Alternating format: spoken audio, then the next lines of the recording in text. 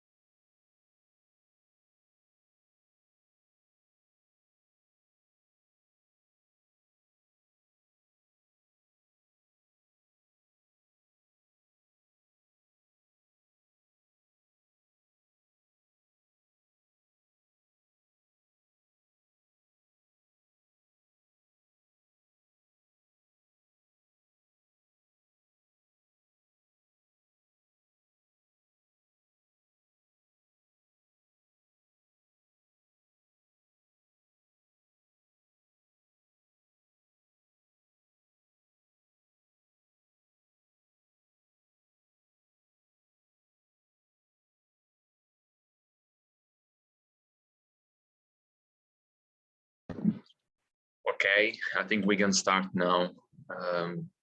And the lesson is already recorded.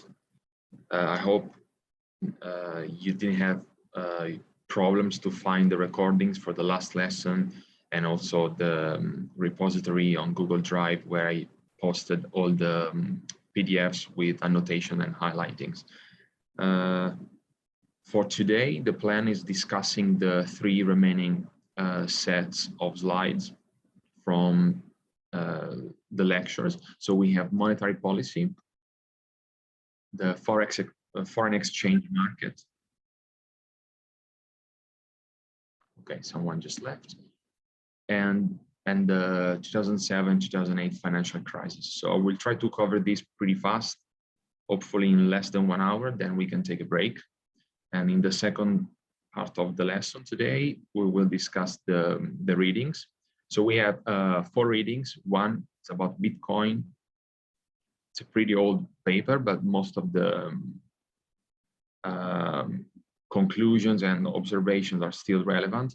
And then we have 3 papers about monetary policy. So we have 1 paper about European Central Bank monetary policy, Federal Reserve, European Central Bank, Federal Reserve, US Federal Reserve, and a paper about the Far East Asia, actually East Asia, foreign exchange rate policies. So these are more about policy and macroeconomic policy, monetary policy papers. They're not research papers, they're more like executive papers written by the US Congress to basically to inform the US Congress about the situation of the East Asia foreign exchange, and also this one is about written by the Fed to inform the US Congress about the recent in 2019 developments in the monetary policy action in US. And then we have 1 paper written by the European Parliament. So this paper can be considered as a sort of advice. So they're trying to advise a change in the way the European Central Bank was working. So they recommend a couple of changes that we will see in the paper. And the Bitcoin paper is written by Federal Reserve's researcher again. So this is more like academic paper. And then we will try to, if we have enough time, we will try to answer couple of questions related to the readings. So there are some questions about cryptocurrency, about the central bank balance sheets. Then we have some questions about the differences between the monetary policies of 3 major macroeconomic areas in the world: European Central Bank, US Fed, and Asian central banks. And then there is a question about the global financial crisis. So we have a reading about this topic as well. And then we have other 4 sets of questions, pretty much on the same topics. So probably we can either focus on the first set of questions or on the second, depends on how much time we have. The topics are exactly the same. Okay, I think we have 6 students right now, 5 students. Okay, we can start. Let me see if I can activate the transcription, live transcript.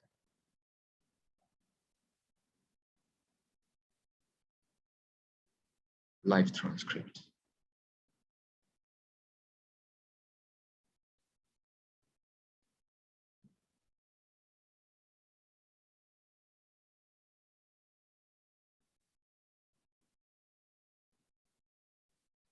Okay. Okay, so first topic today is monetary policy. We have seen the demand of money and supply of money in the previous lesson. And today we focus on the action that central bank has to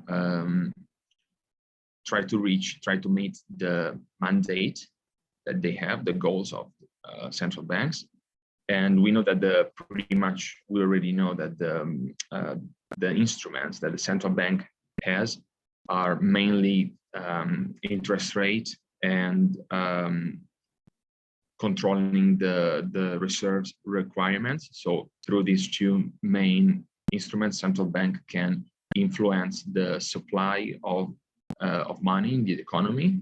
And as a consequence, the interest rate, or sometimes also the interest rate itself, is part of monetary policy. But as a consequence, the amount of money in the economy can expand or contract. And this has an effect on inflation, demand of loans. So monetary policy can stimulate the growth of the economy, and at the same time, usually also increase inflation.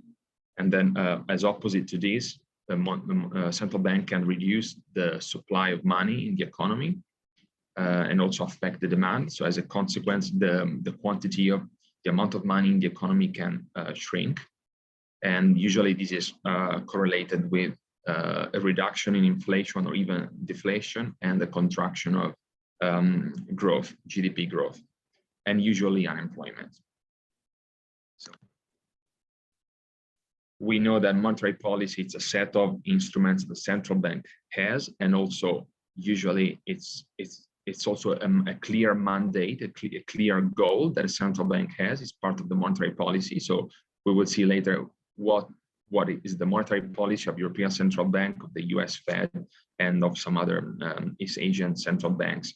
So monetary policy, it's everything that involves the management of supply of money, as I said, usually through the control of interest rates. And the goal is usually to achieve certain macroeconomic objective.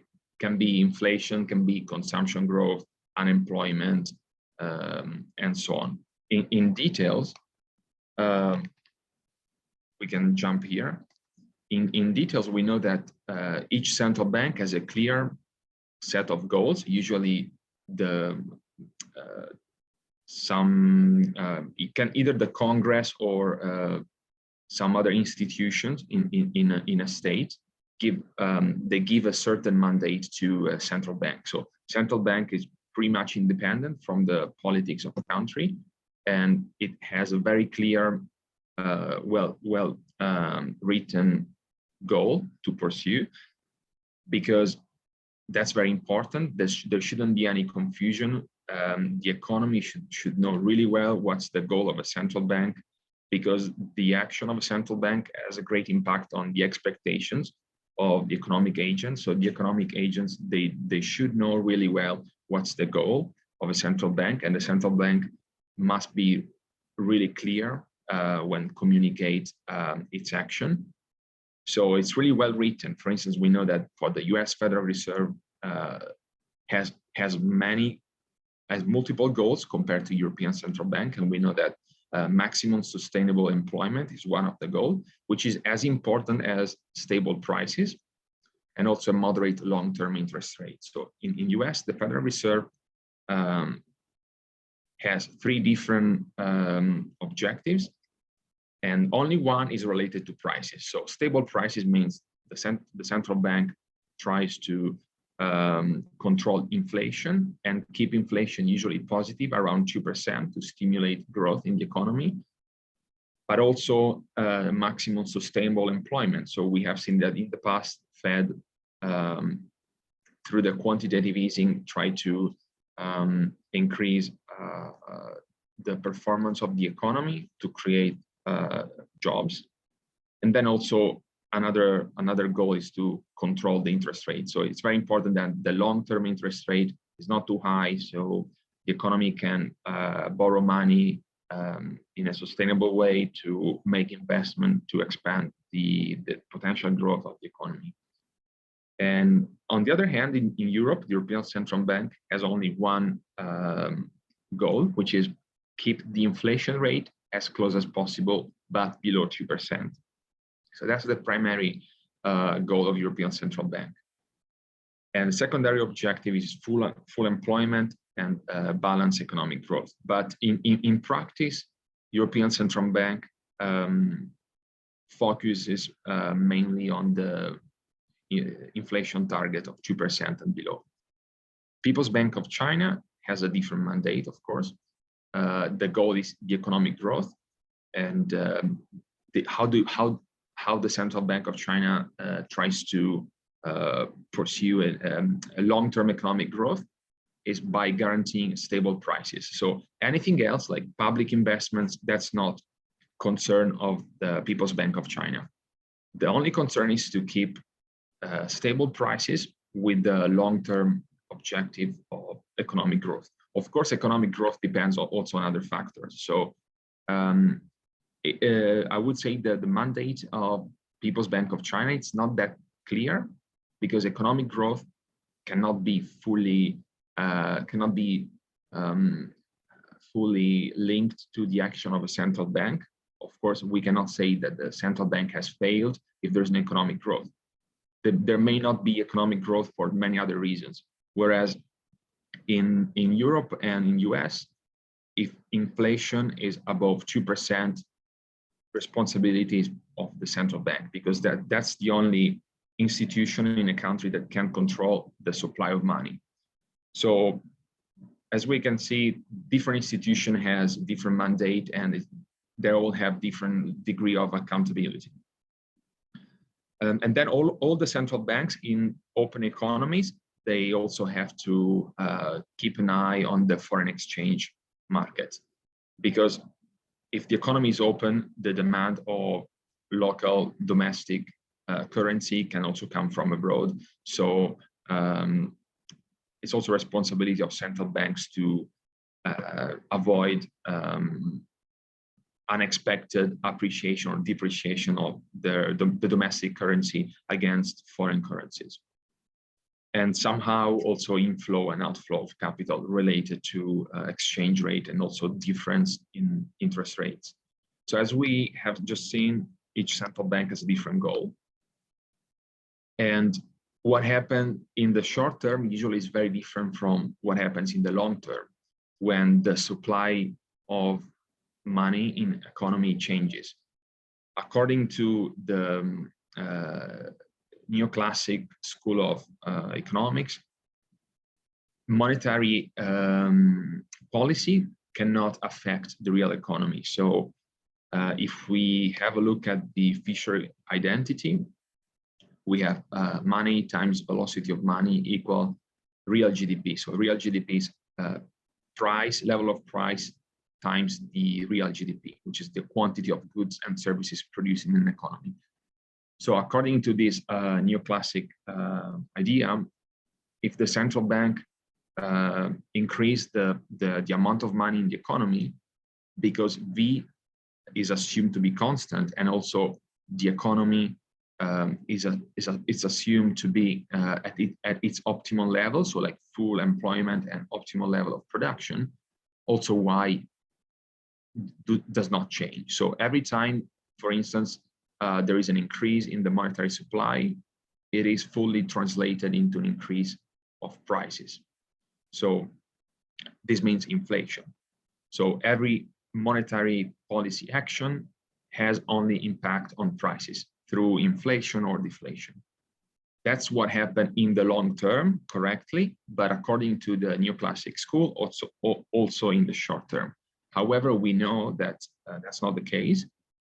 That's why also central bank exists, because they want in some cases, like for the US Fed, it has the goal to also influences the real economy.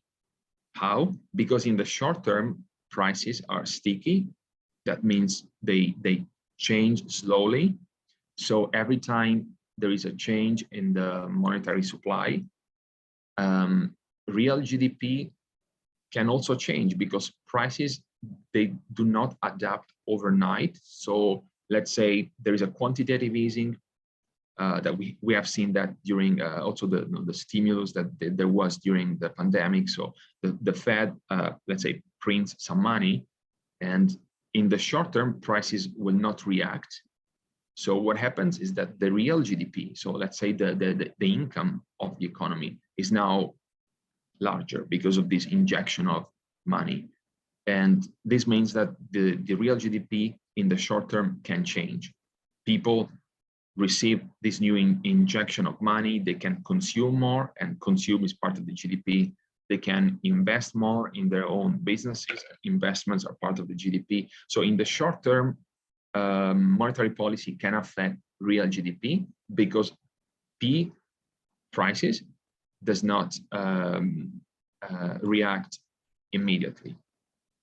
So in the short term, monetary policy is useful. That's why we know that certain central banks, they also have as a goal the objective of trying to influence the real economy.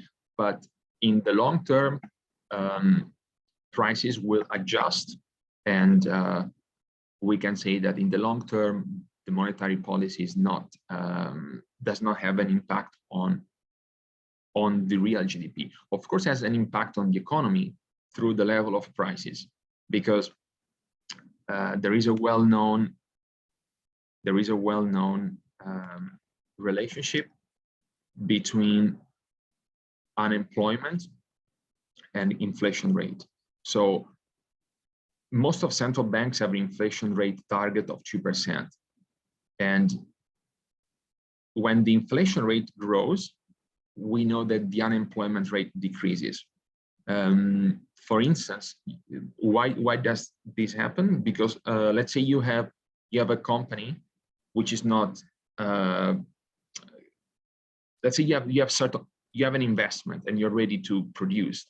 However, the level of price of the good or the service you're providing, it's below it's not high enough to to have a profitable business.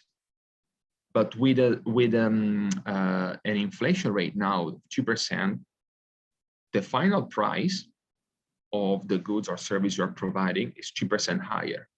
And this 2% may be enough for certain businesses to become profitable. So with the constant increase of inflation, more and more businesses, because of certain fixed level of fixed cost, they may not be profitable. But when the price of the output they produce grows, they can become profitable. So they enter the market, and by entering the market, they produce. So the output increases the GDP, and also they probably have to hire some labor. So the unemployment rate decreases. So it's true that monetary policy in the long term does not affect the real GDP, but it affects it through the increase of prices. A gradual increase of prices make possible new businesses to enter the production, and therefore hire people, increase the GDP, and lower the unemployment. So it's an indirect effect on the economy. So that's the empirical evidence. So that's the correlation between the change in, let's say, M2, sort of broad definition of monetary supply, and the change in consumer price indexes. So an increase of monetary supply is correlated to an increase in prices. And we know that an increase in prices usually is followed by a drop in unemployment. I think we all know what is inflation means: an increase in the general level of prices. How is measured? Each central bank has a consumer basket. So they have tables where they literally, and these tables are communicated every 6 weeks or every quarter. So the central bank compile a list of goods and services that people generally consume: house, car, probably public transportation, and then they monitor the prices. They actually send people to record the prices from the real economy, and that's how they measure inflation, which is general level of increase in the general level of prices, which means an increase in the general level of prices of the consumer basket products and services. Deflation is the opposite case, when we have a general decrease in the level of prices. Hyperinflation, there's no clear definition, but we're talking about 50, 100% inflation rates that can be called hyperinflation.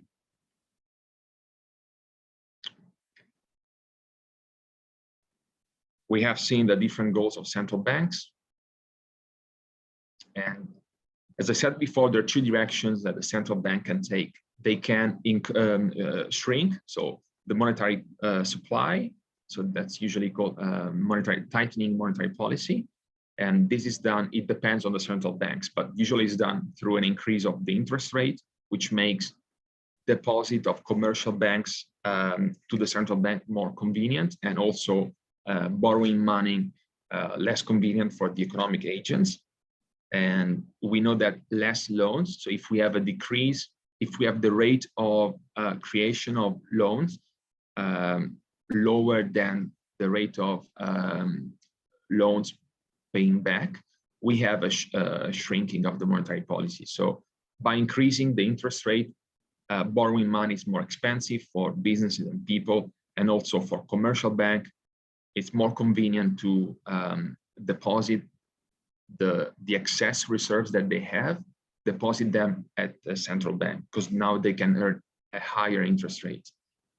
So that's how traditionally tightening monetary policy is performed.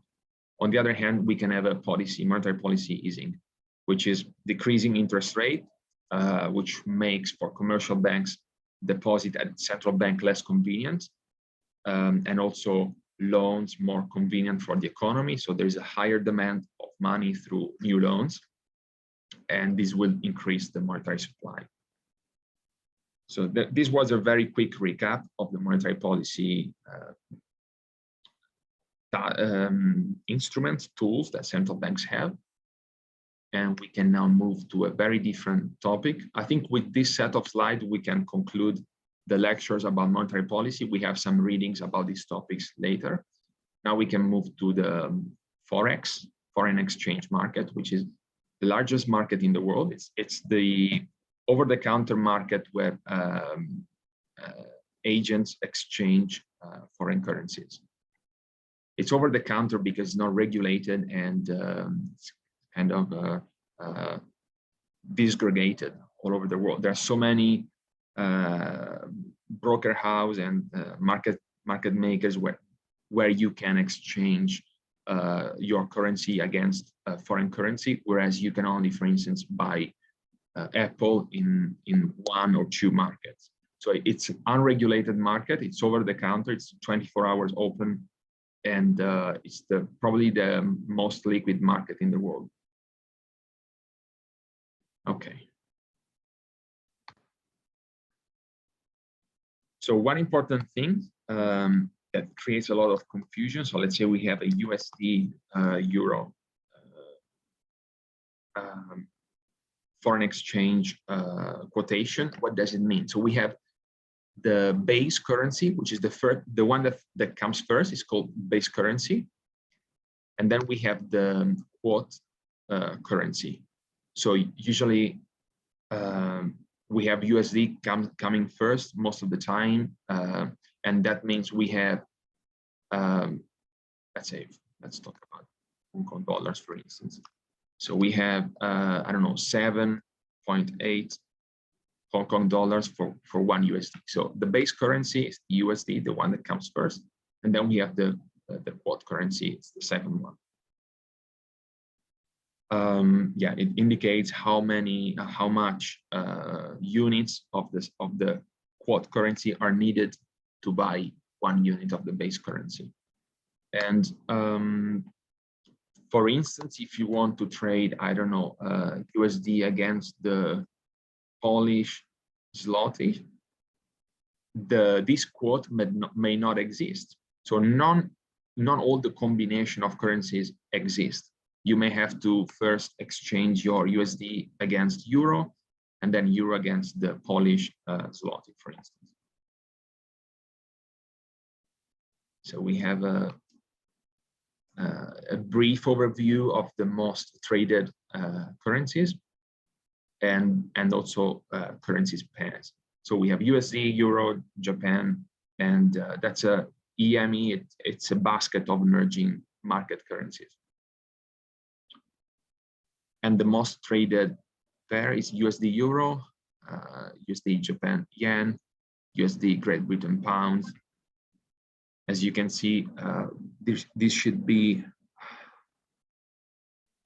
the unit should be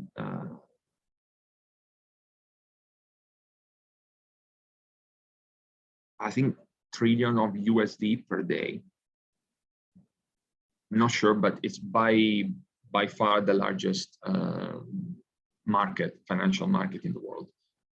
And there are different types of contracts. You can exchange currency spot, which means you sell and someone buys your currency right after. I mean, the exchange happens right after. I mean, the payment regulation happens right after the exchange of property. So we exchange property of currency immediately, and we also have an equivalent financial flow that regulates this exchange. We can also have forward contracts.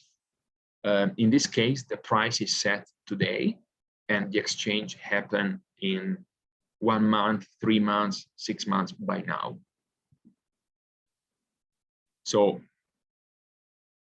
when we set the price today, it means that in the future, the person that will buy the currency will have to pay the price that we have set today. However, the currency at that day, in that day, can be higher or lower. So the difference between the price at the moment of financial exchange and the price written in the forward contract is different.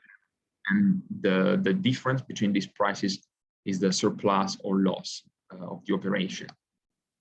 And it can be seen as a derivative contract. So we know that derivative contracts has two counterparts, and the gain of one part is the loss of the other part. So these are symmetric zero-sum game contracts. That's why they're used for speculation. Because if you have a positive expectation, like expectation of a price increase of this currency, you want to set the price today. You want to agree to buy this currency at today's price, and then exchange the currency in maybe 1 month by now, when you expect that the price will be higher.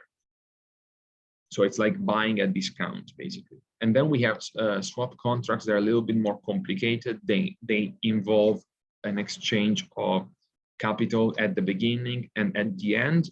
And then we have flows between the two counterparts at agreed time intervals. So for instance, these are used to change the currency of a certain financial operation. For instance, if you have a mortgage in Hong Kong dollars, and instead of your mortgage being denominated in Hong Kong dollars, you can swap it to USD, for instance.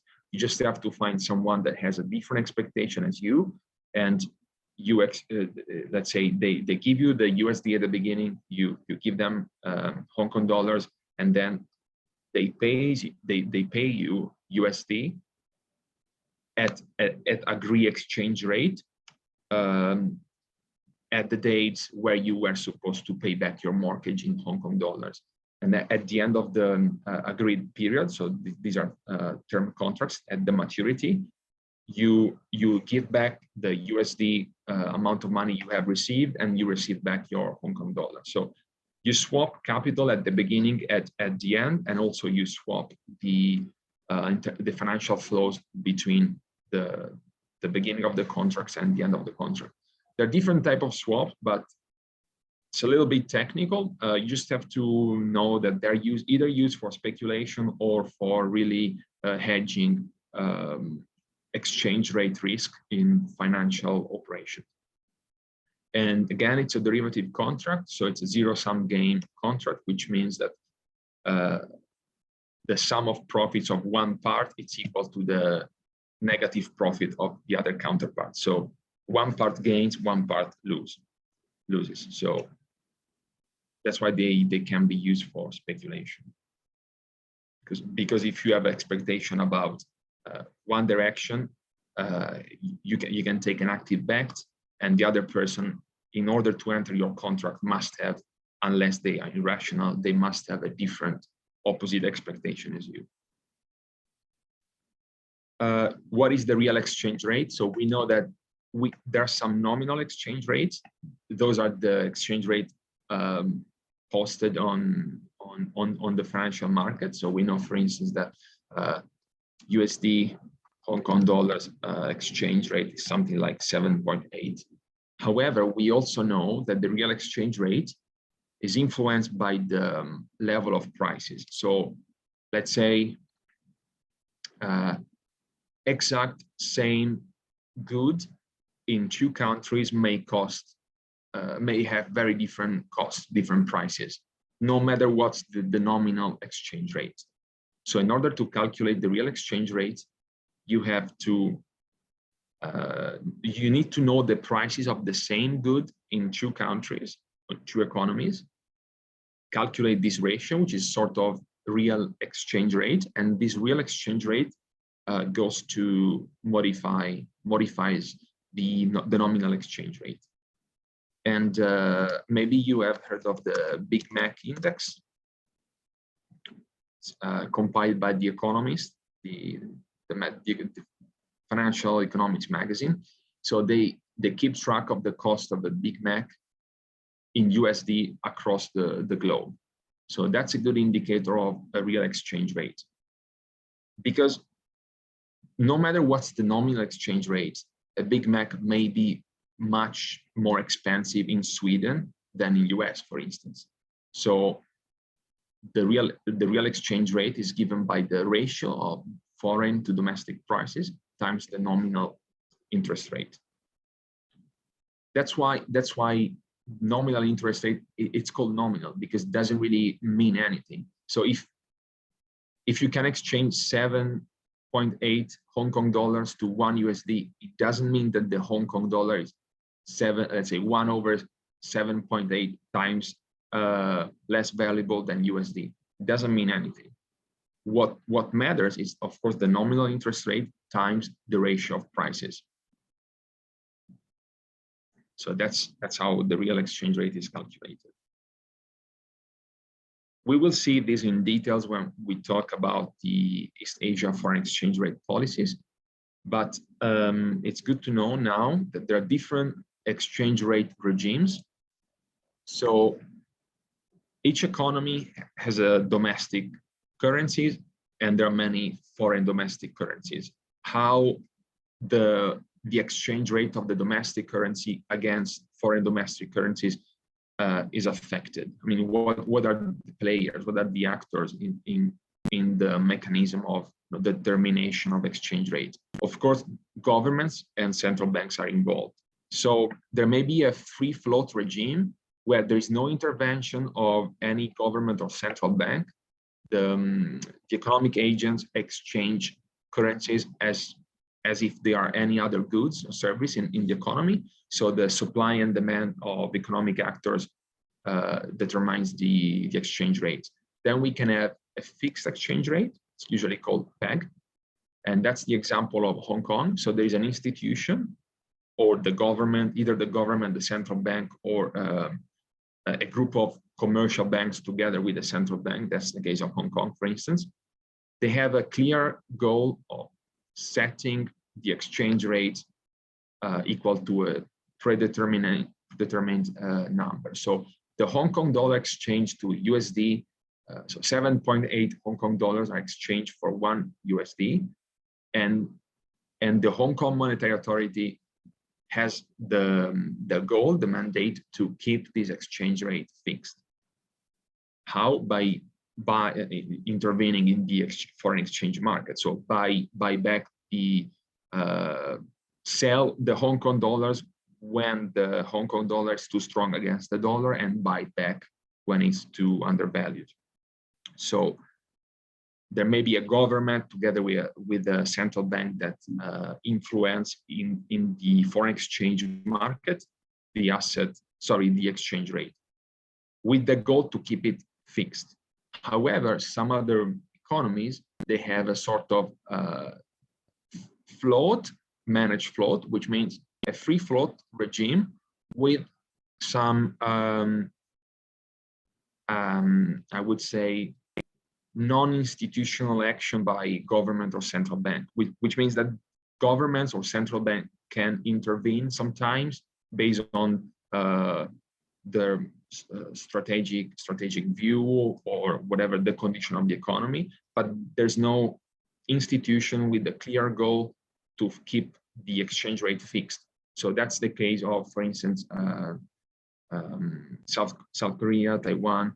The governments, they sometimes intervene to buy back or sell domestic currency in the foreign exchange market to influence the exchange rate.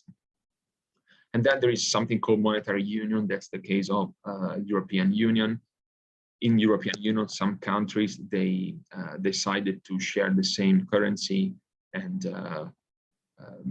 that's called monetary union. And then we also have some other countries, usually very small, either small country or country with where the previous domestic currency experienced hyperinflation. So they decide to use a foreign currency as a legal tender. So basically as a domestic currency. There are countries that use, for instance, USD for their internal, for their economy, everyday trades.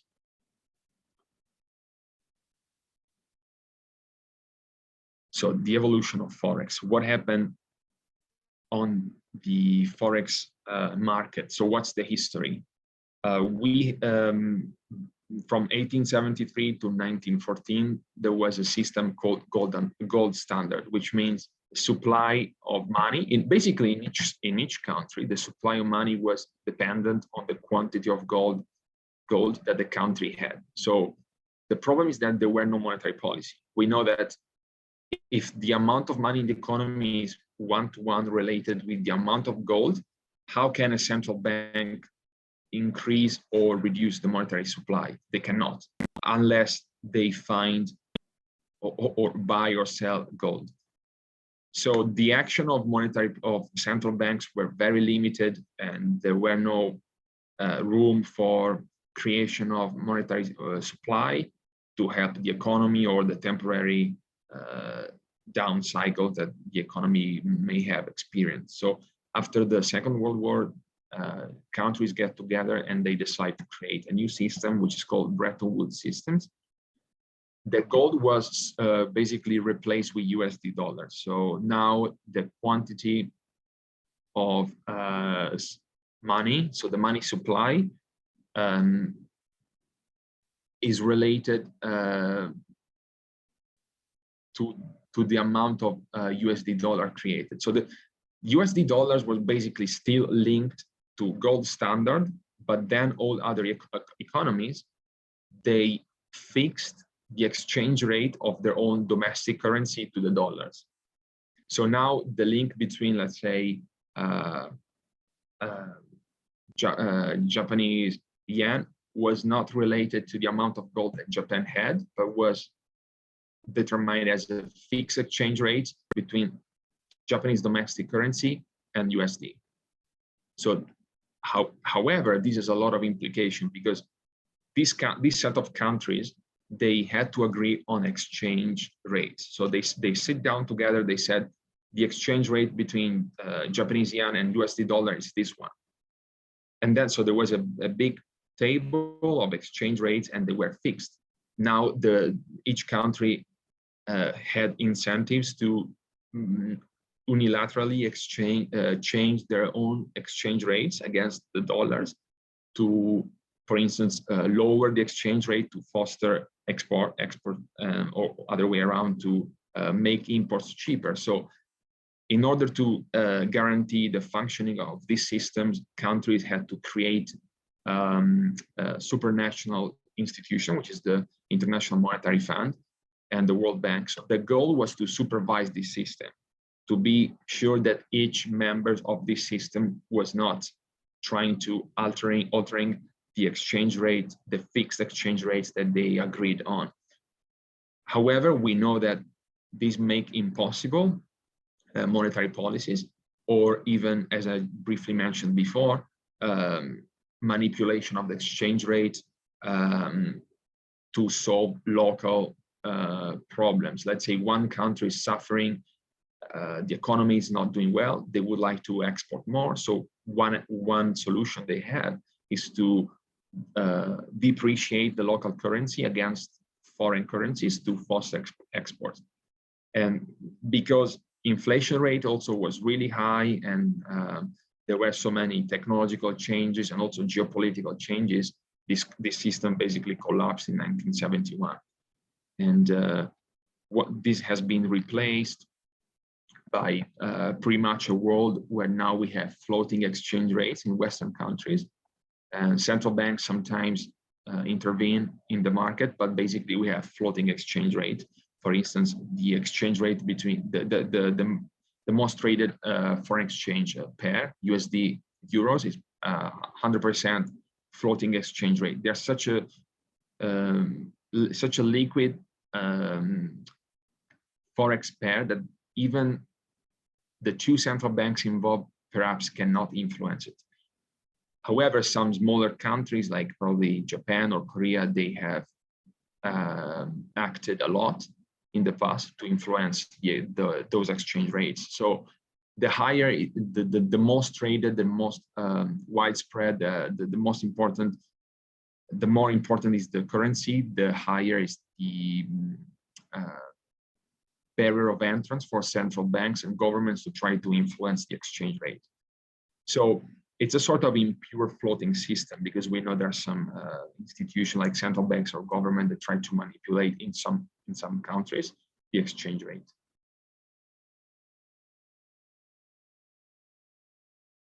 Okay. So what are the determinants of exchange rate? So that's one of the few formulas we have in this course. So if two economies are open, people can borrow money from one country and invest in another country, or other way around. So when it comes to do foreign investment, there is one more risk factor involved. So we invest in one project. Let's say invest in this factory to produce this product, and then let's see what's the return. So that's the return. It's the return of the real economic operation. So we invest abroad, and we probably receive an interest rate equal to Y, return equal to Y. So there is a risk related to the economic operation. But however, if this operation is not done domestically but abroad, there is also one more risk factor, which is the exchange rate. So let's say we're based in euro, we want to invest this amount X 100 in, let's say, in Hong Kong. So we have 100 euros, and let's say the exchange rate time T, which is right now when we want to do this investment, it's 10. So we exchange 100 euros, and then what we have 1,000 Hong Kong dollars. We invest these 1,000 Hong Kong dollars in a business in Hong Kong that pays, let's say, 10%. So we will have, after 1 year, we will have 1,100 Hong Kong dollars. Now we have to bring back home this money. So we have to convert 1,100 Hong Kong dollars back into euros. And that's the amount of euros that we have as a return on this operation depends on this exchange rate in T+1. So let's say that the Hong Kong dollars appreciated against the euro, which means before there were needed 10 Hong Kong dollars to buy 1 euro. Now only 5 Hong Kong dollars are needed to buy 1 euro. So we basically have invested in Hong Kong. We had 10% from the operation, but then we have 100% from the appreciation of the Hong Kong dollars. So the Hong Kong dollars in T+1 is twice as strong as it was in T. So we have double return on the investment, IF, and also on the exchange rate. So now when we try to convert these 1,100 Hong Kong dollars back into euros, we have to basically divide this by 5. This should be 220, not even sure. I think so, yes. So the return is 120%. So we invested 100 euros, and now we have 220 euros. So because you exchange your money. So some people do forex trading, right? So let's forget about this for a moment. Let's say you're not investing in anything. You're just trading euros against Hong Kong dollars. You wait 1 year and then you buy back euros with your Hong Kong dollars. So even if there's no real economy investment involved, you have two exchange rates in two different instances. So if they're different, of course, you may have a surplus or a loss from this operation. So the determinants of the inflow or outflow of capital into an economy or out of an economy, of course, is the real return, but also is the expectation of exchange rate. So this operation in Hong Kong has 10% rate of return, but if I'm expecting the Hong Kong dollar to depreciate, for instance, instead of going from 10 to 5, going from 10 to 20, this operation may not be, so if I have this sort of expectation, I probably will not do this investment, because yes, I'm gaining 10% from this business in Hong Kong or this operation in Hong Kong, but then the exchange, so the Hong Kong dollar lost basically 100% its value against euros. So when I have to buy back with the money that I make in Hong Kong, I have to buy back euros. The amount of euros that would be will result from this operation are much less than the initial 100 euros that I wanted to invest. So the role of expectation is always important when you have exchange rates in two instances. So at the beginning and at the end of operation, you're exchanging capital 2 times, from euros to Hong Kong and to Hong Kong from euros. So the determinants of exchange rate are, yes, the interest of the economy or whatever the interest that you can earn, or the return that you can earn in the operation, but also the exchange rate and the expectation of exchange rate. So that's the exchange rate. This is known in T. This is an expectation. So economic agents in T can only have an idea of the exchange rate in 1 year by now. And also the interest rate may not be known. So if it's a deposit operation, a lot of people did that, right? So you borrow money from Europe, interest rate in Europe is basically 0, and you invest them in a deposit account in Australia, maybe earning 3-4%. So this interest rate is known, but this can also be a return on an investment. So it may be gain, maybe loss. So of course, the condition of the economy or even the interest rate of the economy is important, but another important factor is the exchange rate and the expectation of exchange rate.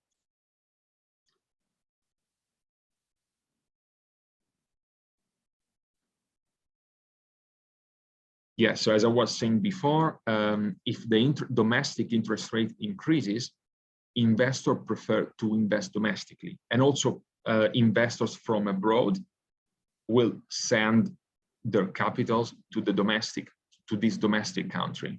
So they will buy domestic currency, so they will influence the exchange rate, and also they will probably push up the interest rate, because now the economy has seen an increase of the monetary supply indirectly, not through the action of central banks, but through the action of foreign investors. So the central bank now observes a higher domestic money supply. So they may decide to increase the interest rate to shrink the monetary supply. On the other hand, if foreign interest rate decreases, domestic investors prefer to invest domestically. Or from abroad, people may consider to stop investing in those foreign countries and invest domestically, because now the foreign interest rate is lower than domestic interest rate. So difference in interest rates and also expectation about the exchange rates are the main determinants of exchange rates. Any questions about this? Okay. Let's move to the very last topic for these lectures before we move to the readings. So that's a brief history of the financial crisis. It's important because this crisis originated in the investment banking sector, but also the central bank and the US government have some responsibilities in this. So that's why it's related to this course.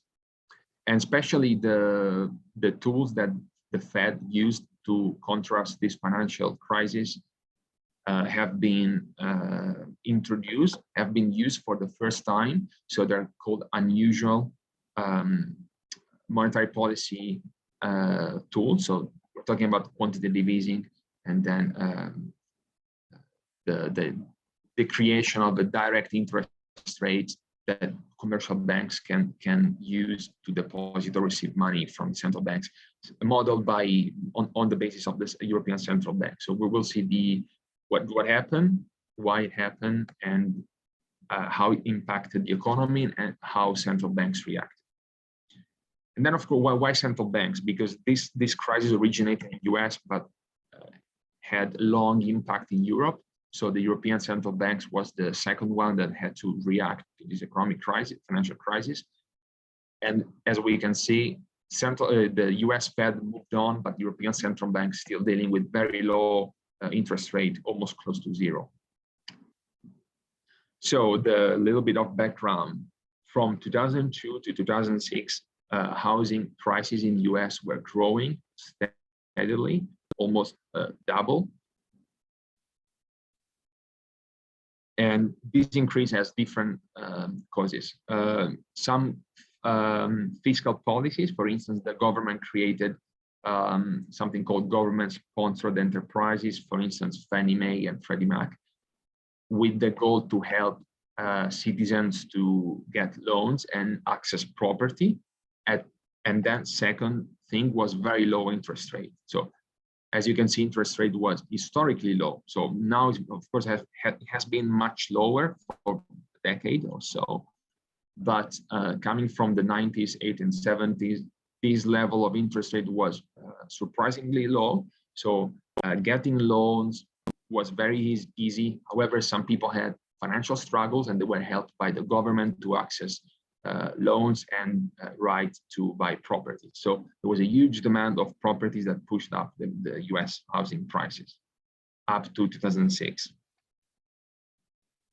So we know that commercial banks have to keep reserves as a capital requirement at central banks. So every time they issue a new loan, part of this loan has to be an equivalent to part of this loan has to be put as a reserve at the central bank.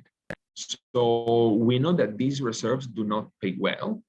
So banks do not want to keep loans in their assets in the balance sheet. So the banks want to issue loans, but they don't want to keep them in the balance sheet, because for each loan they have to put some of the capital in the central bank, and this reserve pays nothing if it's a requirement. So banks were incentivized to find a way to get rid of these loans from the balance sheet. So what they invented, they created a process called securitization, which means transforming loans into securities that can be sold.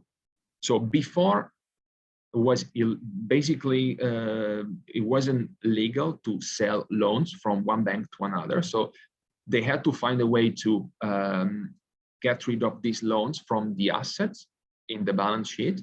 So they repackaged these loans into securities, and now they're basically securities. So it's a different instrument, and they can be sold.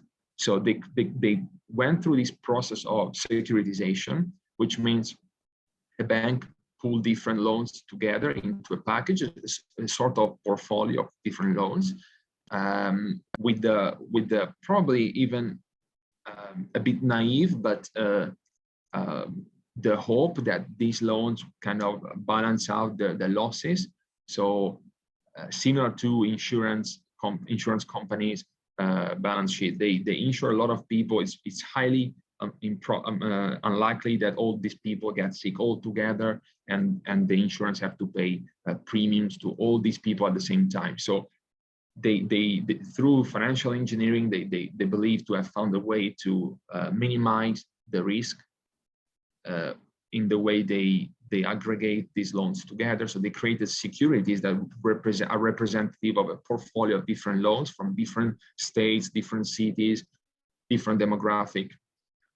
And then these banks started to sell this security backed by mortgages. So why people wanted to buy this security? Because if you buy this security, you're basically buying a portfolio of mortgages. So the people that are on the other side of the contract of the mortgage, they will pay the owner of the security, mortgage installments, payments. So investment companies, investment banks, pension funds, they started to buy this new type of assets from banks. So now banks are happy because they don't have loans in their balance sheet, so they don't need to put so much reserves at the central bank.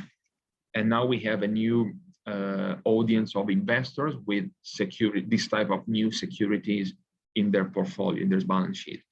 So the name of this security is basically CDOs. It's a sort of collateralized debt obligation, or mortgage-backed security, pretty much the same thing. It's a security that gives you the right to receive mortgage payment from economic agents that contracted the mortgage with the bank that sold you the security. So the assumption was that pooling together all these assets, all these loans in one security, the loss of mortgages would be compensated by gains of another mortgage. So, and the assumption was that housing markets in different states were historically very low correlated. So let's say maybe the East Coast and West Coast of US had very different dynamics in the housing market. So if let's say I want to minimize the risk of containing one of the security, I can maybe take some 50% of the mortgages that I'm going to put into this security from the West Coast, and maybe 50% from the East Coast. This was the assumption. So if one part of the US the economy is not doing well, probably it would be compensated from the other side. So the risk behind this security were not clear. It wasn't clear. It wasn't clear, and people really were optimistic. I remember I've read a lot of articles about this. It was believed to be a really smart innovation, but as we will see later, the problem was actually evaluating the risk of this security. And that was the reason why there was a liquidity crisis. So one step at a time, we will get there. So borrowers increased a lot. So the type of subprime borrowers, which who are those people that have been helped by what we have seen before, government-sponsored enterprises. So they wouldn't have gotten any mortgage if it wasn't for the intervention of the government that facilitate, the issuance of new loans to subprime borrowers. So these subprime borrowers grew from 2% to 14% of the total amount of grant loans in US. And they were historically very risky demographic part of population that historically were not able to pay back mortgages. And they grew from 2% to 14%. So buyers of CDO, so buyers of these securities, they knew that this security bears some risk, but first of all, they didn't know how to measure this risk, and then they just forgot about this risk by basically insuring them against this risk. So some of the investment banks issued credit default swaps, which are sort of insurance on a security. So investment company had this security in their balance sheet. They didn't know how to measure the risk, so they were incentivized to keep buying them and just cover the risk of losses with credit default swaps. They were very, very cheap. So even though I'm keep buying this security, they guarantee me a cash flow from the mortgage payers. However, I know there may be some risk. I don't know how to quantify it. I just cover this risk with a credit default swap, which is a contract that pays you back the loss in case the security value drops below a certain threshold. Because there were different steps, so this securitization process was really deep. So from one bank, the security was purchased by another bank, then the second bank could have repackaged maybe different securities altogether. So there were different rounds of securitization. The evaluation of risk was really difficult and was unclear for banks how much risk was involved with this type of security. So the perception of risk was wrong. And then in 2004, inflation started to creep up in US, and low interest promoted investment and consumption. So as a consequence, the inflation was going up, and we were coming from a very low interest rate period. The Fed observed inflation grows, so they decided to increase interest rate, so reduce the monetary supply to fight this inflation growth. What happened? Interest rate basically started to increase from 1-2%. They started to increase to even 5% around 2006. So now these mortgages started to become very expensive, and subprime borrowers couldn't pay them back. So because the Fed increased interest rate, as a consequence, the monetary policy was propagated to commercial banks. So commercial banks also started to increase interest rates. So new loans, new mortgage were more expensive now, but also most of the mortgages already issued, they had variable rates. So people subscribed mortgages when the interest rate was 1-2%, but now they have to pay back 5% per month. And 14% of those borrowers are also subprime. So the economy was struggling to pay back these mortgages, and the delinquency rate started to increase. More and more people were not able to pay back mortgages, and these securities were basically representative of the mortgage behind. So as people were not paying back mortgages, the cash flow of received by owners of these securities that were representing those mortgages started to decrease. So the value of these securities drops drastically. So investment banks started to have losses. More and more people could not pay their loans. As a consequence, also supply of houses increased a lot, and prices of houses fell. So that's an indirect mechanism. So now borrowers had an even one more incentive to not pay back their loans, because if they were reimbursing more than they were actually reimbursing more than the current price of the house, because a lot of people couldn't pay mortgages, so they had to give up the house. So now there was a huge supply of houses in the market, and the value of all houses fell. So a lot of people, even if they could pay back the mortgages, they simply decided not to pay back, because the value of the house was so small that it was even smaller than the amount that they were paying back. And one more element to add to this perfect storm is that unexpectedly the decrease in prices was general across the country. So one of the assumption of the securitization was that by pulling together different loans, the chance they all together were performing badly was really low. But now we have seen that for some reason, the housing market was much more homogeneous than expected. So this economic crisis affected mortgages across the country in pretty much in the same way. So the diversification effect also didn't help this case. So suddenly, investment banks realized that these mortgage-backed securities that they had in their balance sheet were much riskier than they expected. So the value of this security decreased.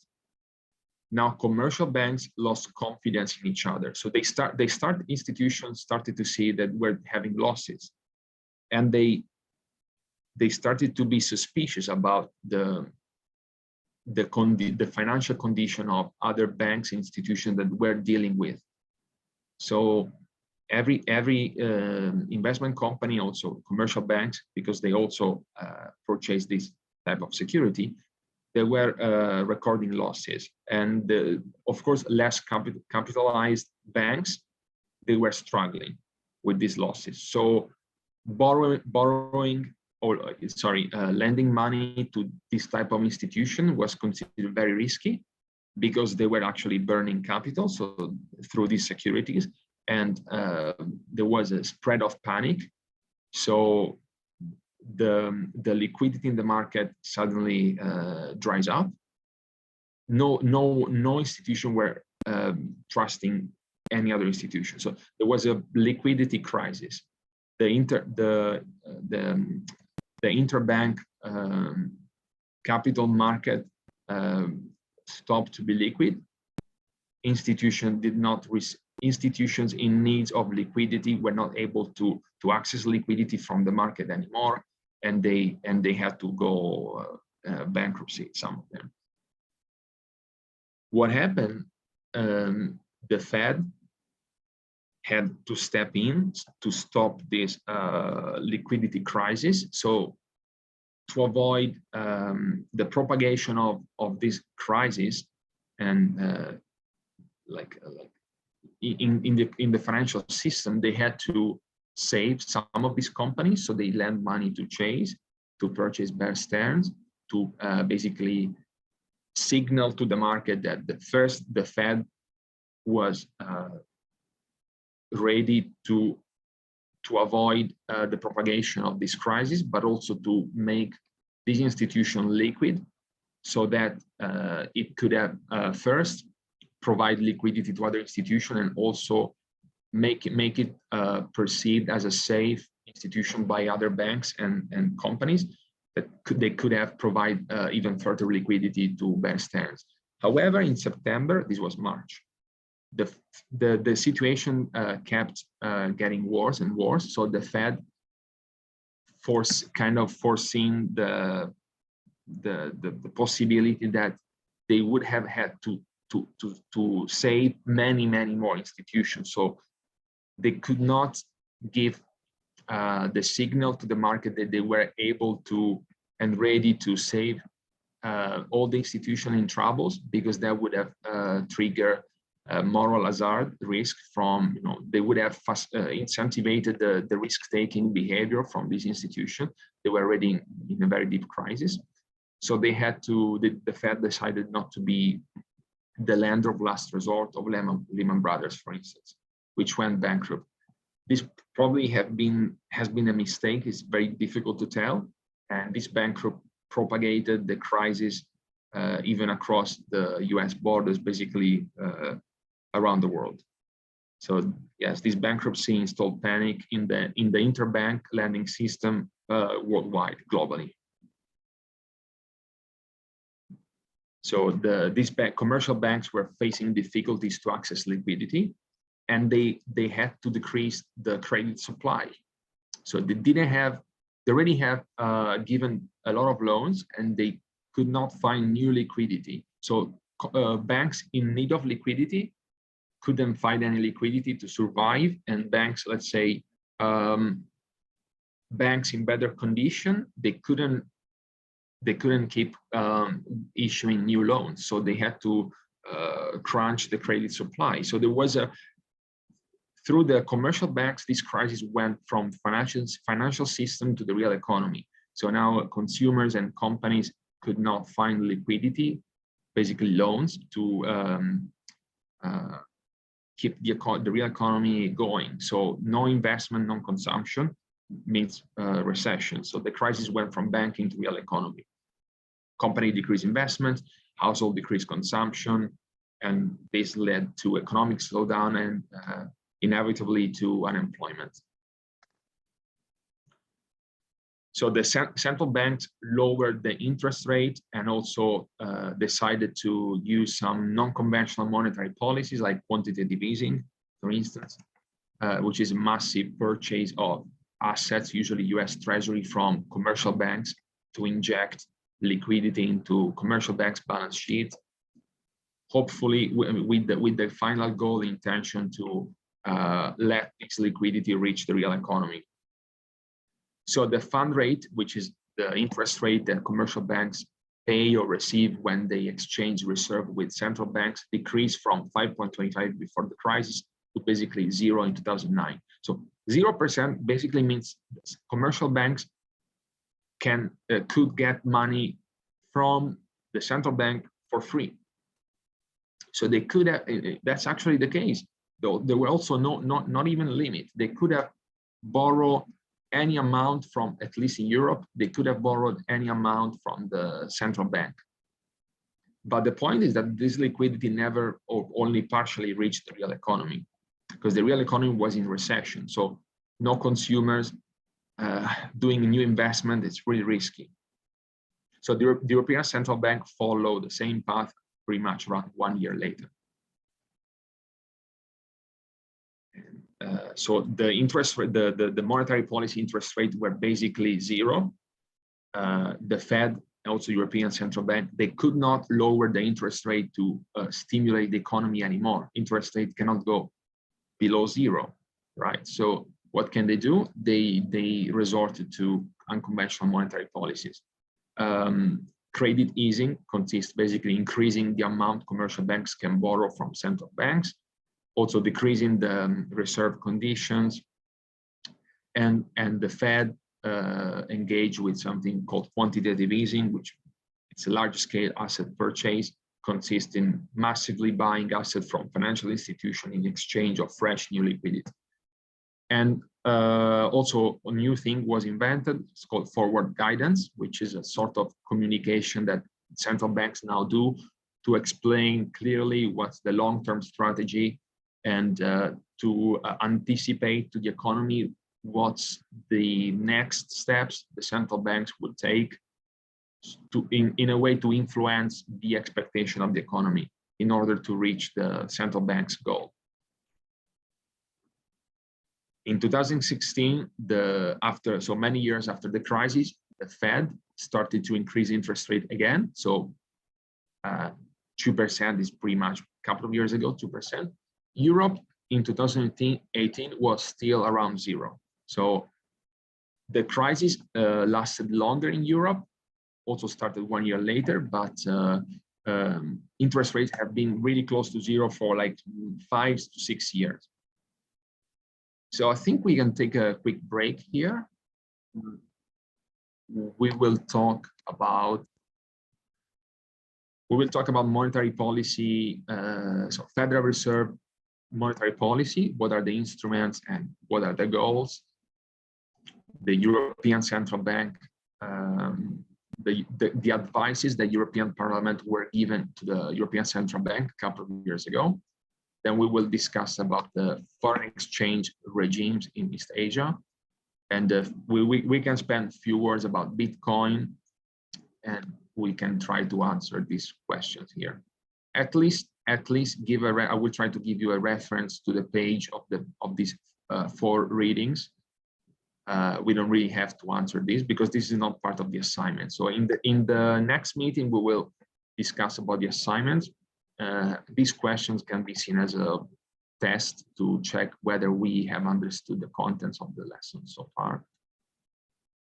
I'm gonna be available here on the chat, on the video, but we can take 10 minutes break.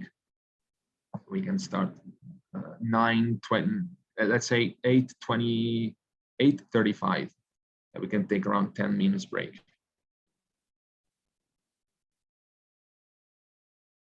And feel free to ask any questions either on the chat or if you want, unmute yourself. I'm gonna be available here.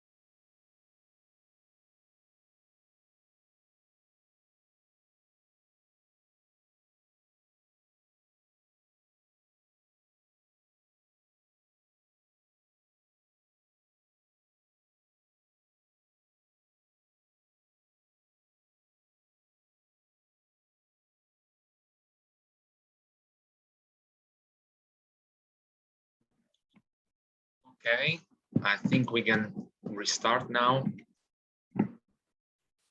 So the first reading is about the Fed, US Fed. So we will quickly recap what's the goal of the Fed, what are the monetary policy tools they have.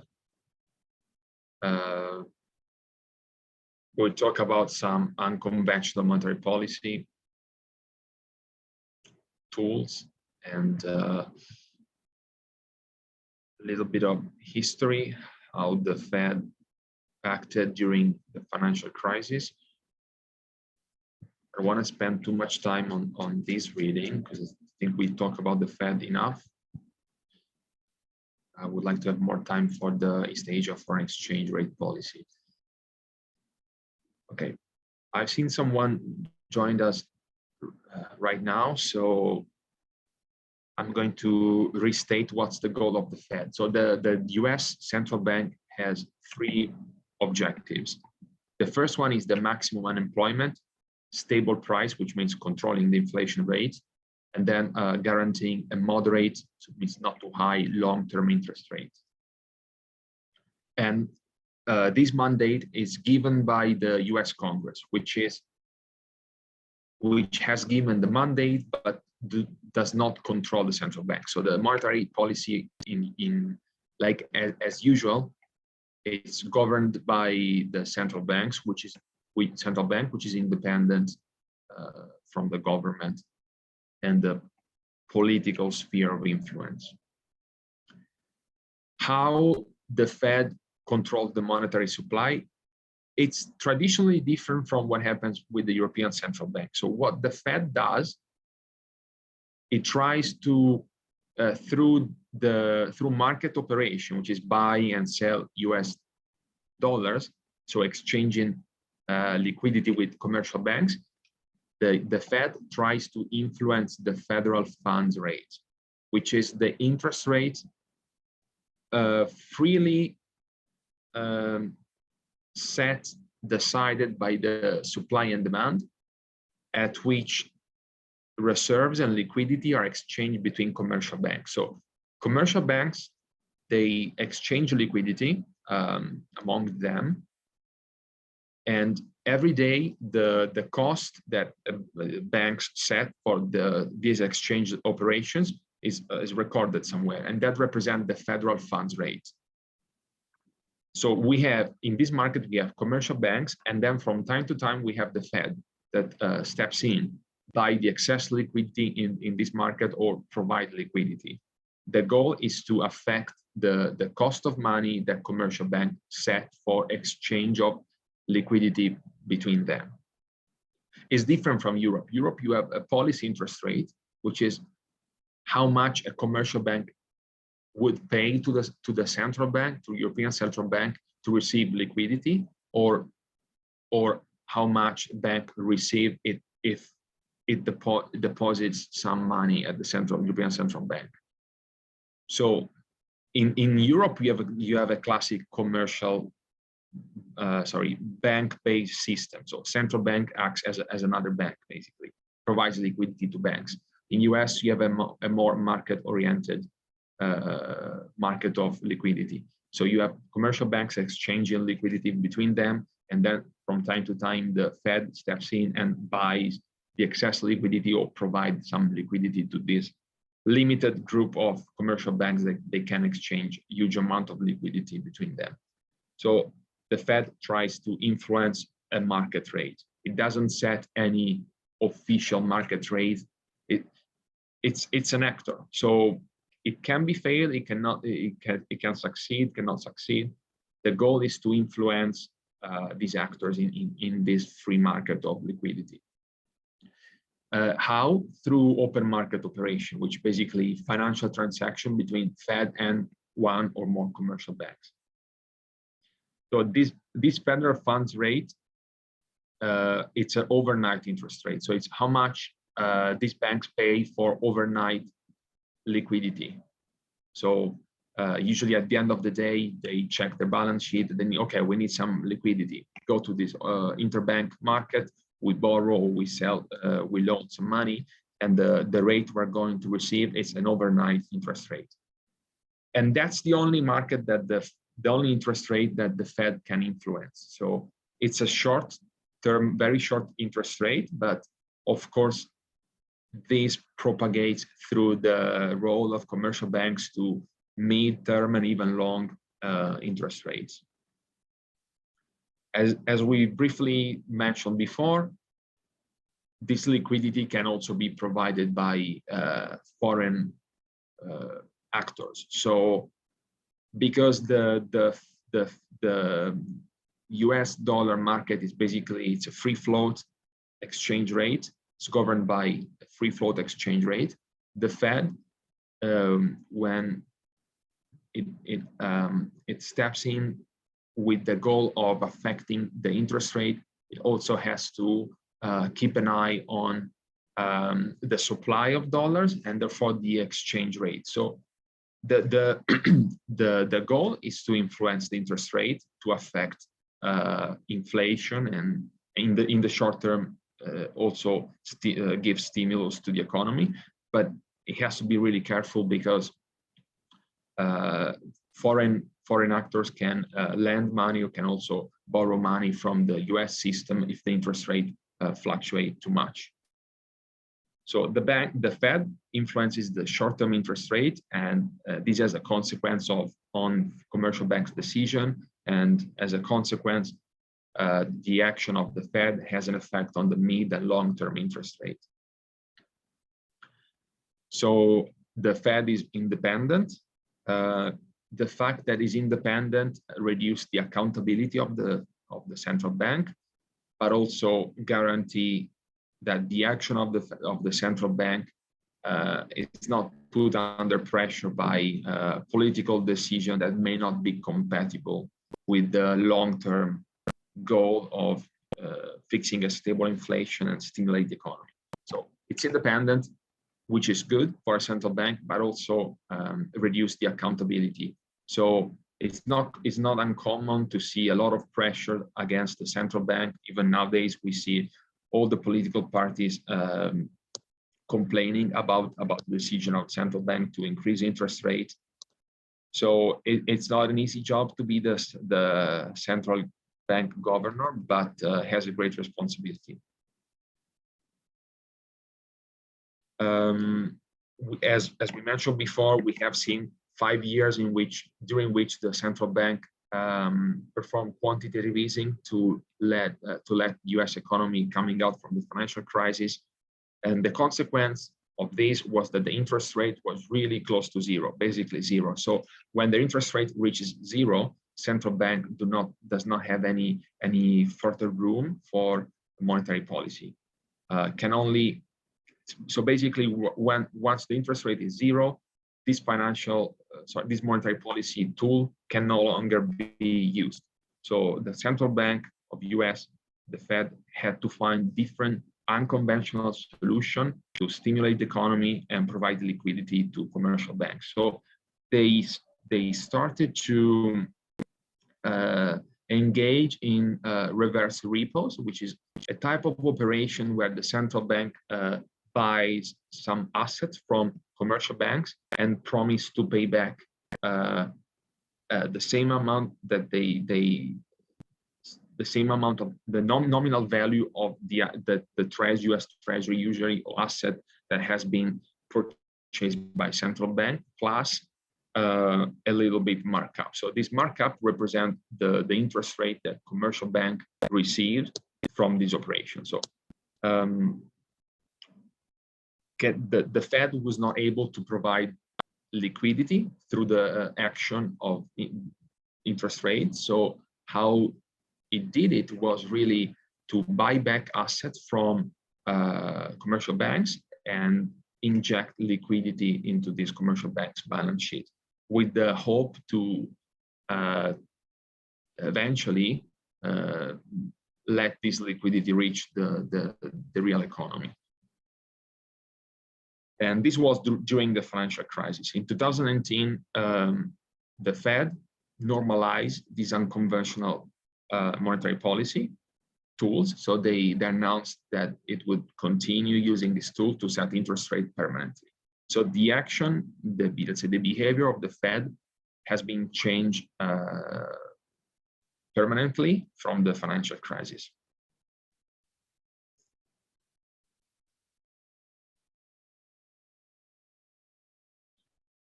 Yes, so one of the three goals of the Fed is to control inflation. The goal is 2%, similar to Europe. And the way it's measured is through a basket of goods, which is the personal consumption expenditure price index. Another, we briefly discussed about this before. Another goal of the Fed is to promote full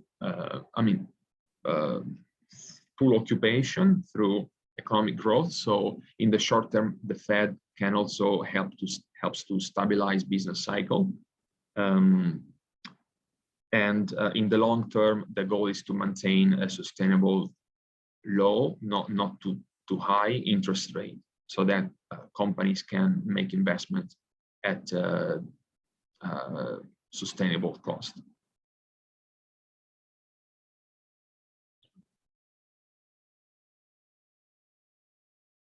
How the interest rate and open market operations are decided. So there is a sort of committee that consists of 7 Fed governors, and the president of the Federal Reserve is the president of the Federal Reserve Bank of New York. So they meet every 6 weeks, sometimes even more frequently, and they decide what the interest rate should be for until the next meeting, and how much asset they have to buy or sell to or from commercial banks. It's well known that usually the committee is divided between hawks and doves. So a lot of governors are more conservative in the way they would like to see the monetary policy. So they do not care too much about the condition and the employment situation. They really worry about losing control of inflation. Some other, and so usually these are the hawks, and some other governors are less worried about inflation. They have a more like fiscal policy approach. They would like to increase liquidity to stimulate occupation and development of the economy. So there's a little bit of politics as well within the committee of the central bank. So it's independent, but of course it's made of people, and people have their own thoughts. Yes, so as I said before, the Fed targets the federal funds rate, which is the rate that commercial banks exchange liquidity among them.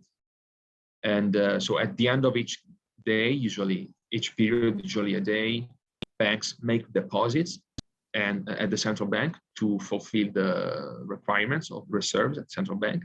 And they also figure out how much liquidity they need for the next day. In case they have excess liquidity, they signal to other banks that they have excess liquidity so that other institutions can borrow money from them. And every night, the list of all these liquidity exchange between banks is recorded somewhere, and the central bank calculate the average interest rate, and it posted on the website basically. So the Fed Fed has control in real time basically of the overnight cost of money. So it can act pretty much immediately at any time. It's a 24 hours market. And as I said before, the action of Fed affects only the very short interest rate, but because the liquidity that can be exchanged in this market affects the strategic decision of banks. So the federal funds rate has an impact also on the mid and long-term interest rate.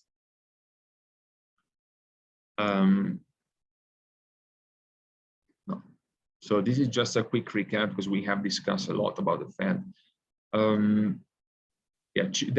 The Fed has two methods to maintain the target for this federal funds rate: open market operations, that's what I've just described, but also they can, starting from the financial crisis, as I said before, they adopted a new policy, which is the one that the European Central Bank was already using, which basically is the creation of two interest rates that the Fed administers directly by fiat, which means it's basically posted, and banks do not need to negotiate anything with anyone. So if a commercial bank wants to borrow money directly from the Fed, this bank has to pay this interest rate decided and set by Fed. And that's what happens in Europe with the European Central Bank. So this policy, this monetary policy tool was introduced in 2009, and it's a new unconventional tool that has become now normalized. So Fed permits the depository institution to borrow from it directly on temporary basis at the discount window. And this was not the case before. So discounts are usually overnight. So we're not talking about long, like 3 months or even weeks, like in Europe.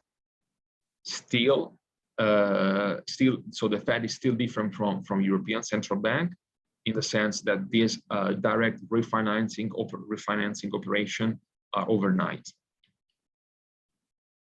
And starting from 2008, Federal Reserve also began to pay interest on reserves that commercial banks put on the account, their own account at the Federal Reserve. So now Federal Reserve has a new tool very similar to what the European Central Bank was already doing since 1999.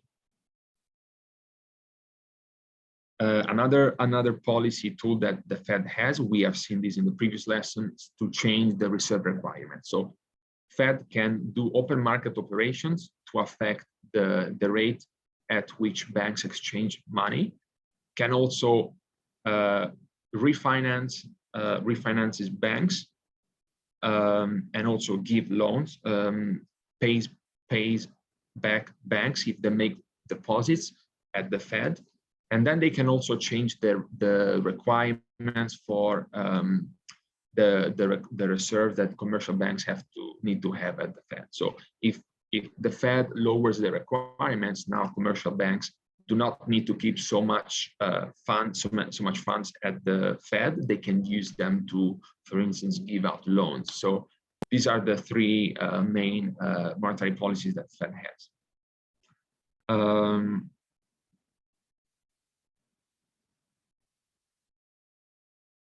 So yes, in the past, Fed was mainly exerting the monetary policy through open market operations. But in recent years, there is a global trend, and it's much more common nowadays to see as a main monetary policy the interest rate. So even for the central bank, or now also for the Fed, the most important communication when there is a central bank meetings every 6 weeks is the interest rate the central bank sets for the economy. So open market operations are still used, but they're not as much important as they were in the past. So the role of interest rate is much more important nowadays. Because there is always a huge demand for US dollars. Basically, global trade is denominated in US dollars. So we can say that US dollars is international. So there is an international demand for US dollars. And differently from smaller central banks, the Fed also need to keep this in account. So the real rates in the United States depend not only on the savings and investments in US, but also on the inflow and especially outflow of dollars to other economies. So that's make the role of the central bank much more difficult, because they have to deal with unpredictable demand from other countries, and they also may be involved in like geopolitical troubles, because of course when the global trade is denominated in US, or even when a country fix the exchange rate to USD dollars, then US is also basically exporting their own monetary policy to the world. Let's say For instance, the monetary policy of Hong Kong is one-to-one related to the US monetary policy because the exchange rate is fixed. So there's no way for the Hong Kong central bank to influence the exchange rate, so makes the dollars less appreciate or depreciate the Hong Kong dollars against the USD dollars to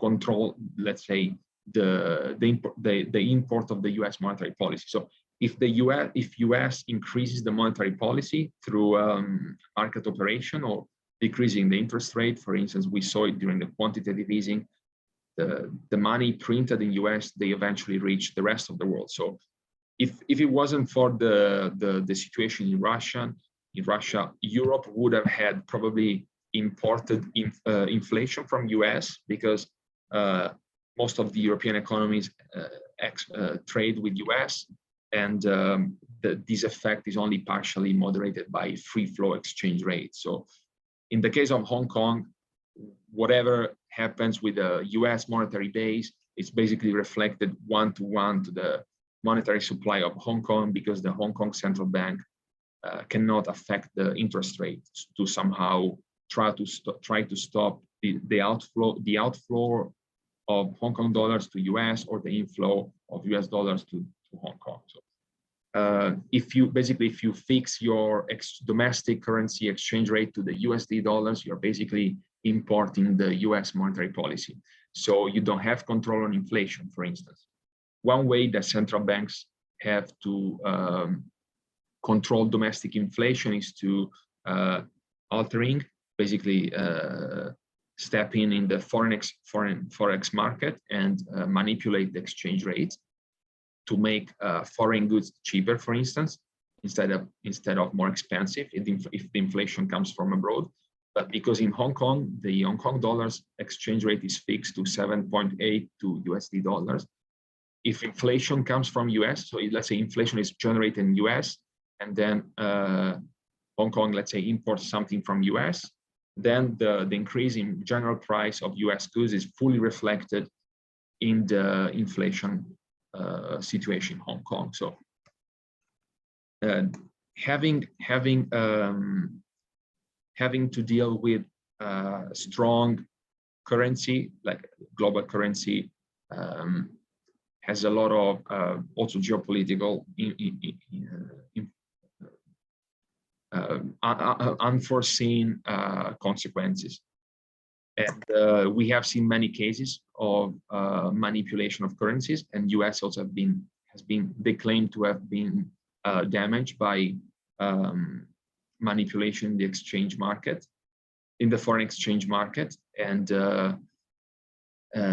the solution seems to be, I mean, probably there's no solution unless they want to give up the role they had. So as long as the global trade is denominated in US, the Fed has to deal with a great outflow of US dollars from US, and then also a speculative attack from other central banks that can easily manipulate the exchange rate.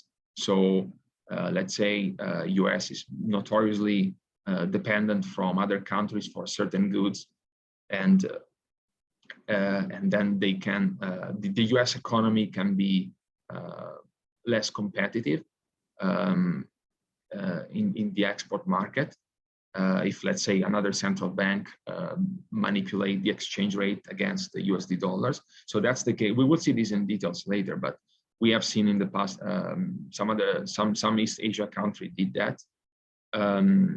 So a small country central bank does not have this responsibility, because the demand of the domestic currency is limited to the domestic economy. So somehow the role of central bankers in smaller countries it's easier.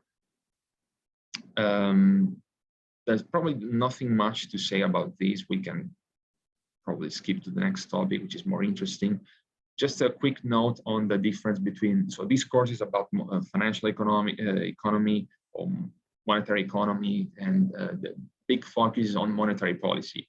But on the other hand, governments they, as I said before, governments in terms of political power, they do not, and they usually cannot affect central banks, but they do affect fiscal policy. So fiscal policy is everything related to taxation, transfer of wealth between individuals, in groups of individuals in the economy. So usually the business cycle can be influenced by monetary policy, but also by fiscal policy. Fiscal policy and monetary policy are very different. Usually Congress or politicians, they decide the course of fiscal policy once per year.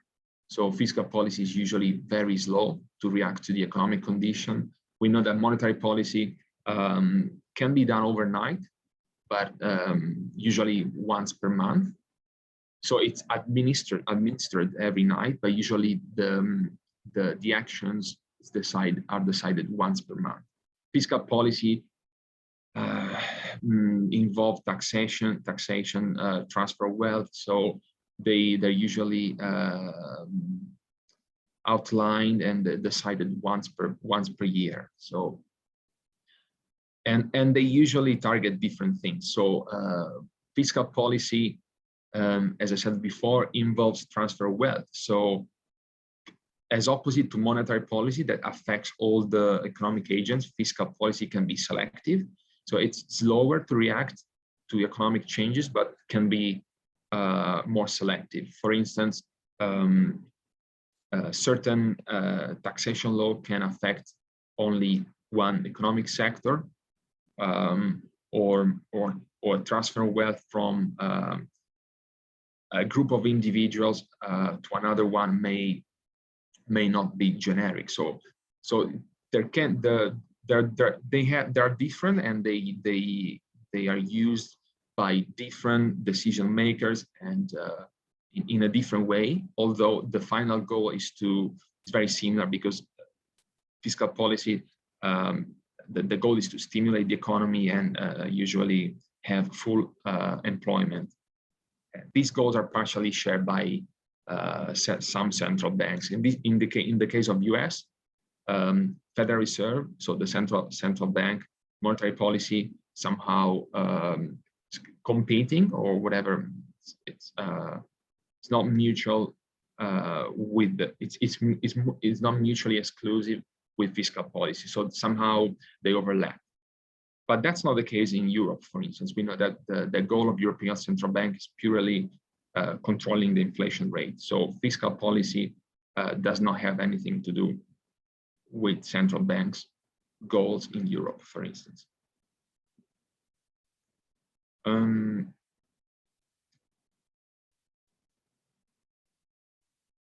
Yes, I think that's all I have to say about these readings. It was just basically a recap of what we already knew about Fed, and we can move to European Central Bank. So this is a paper that contains a couple of advices that European Parliament wanted to give to European Central Bank in 2018. So the goal of European Central Bank is to keep the inflation rate around 2%, but technically below. So in US, informally, the inflation rate is 2%. In Europe, it must be below 2%, as close as possible to 2%, but below. So one of the advice contained in this paper is to change the definition of inflation target from below 2% to around 2%.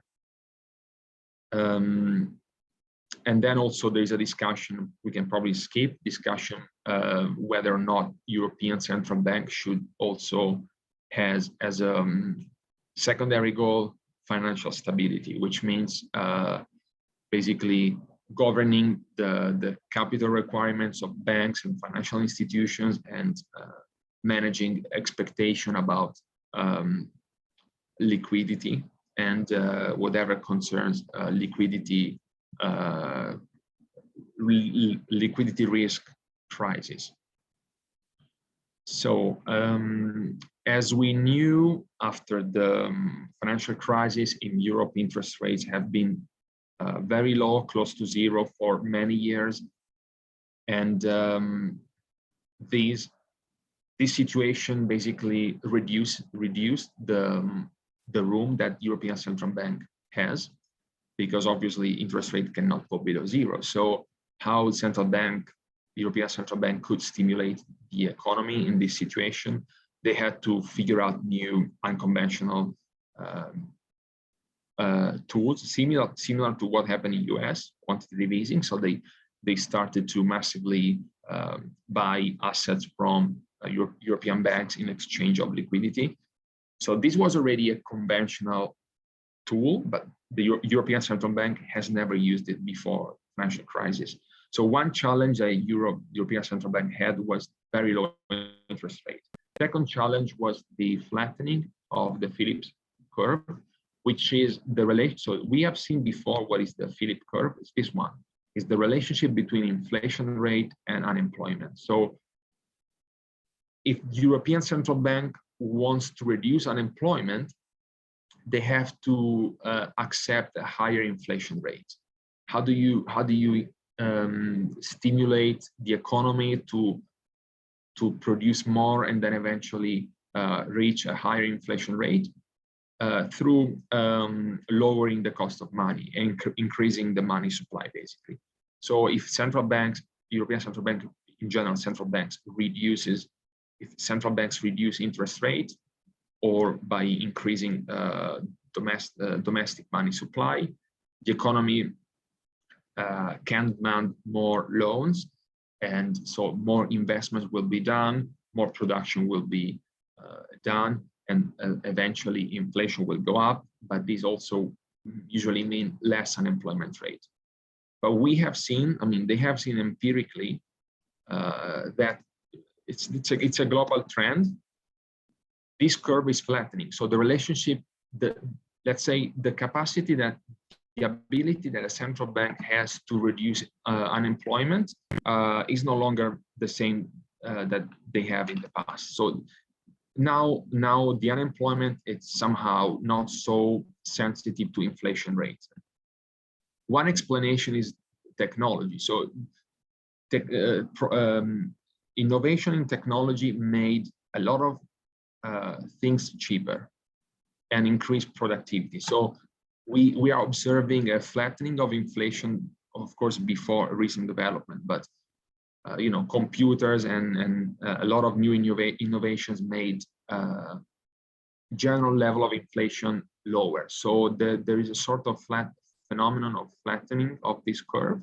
So central banks seem that they are less capable now to influence unemployment rate through the controlling of money supply, that as a consequence, of course, influence the inflation rate.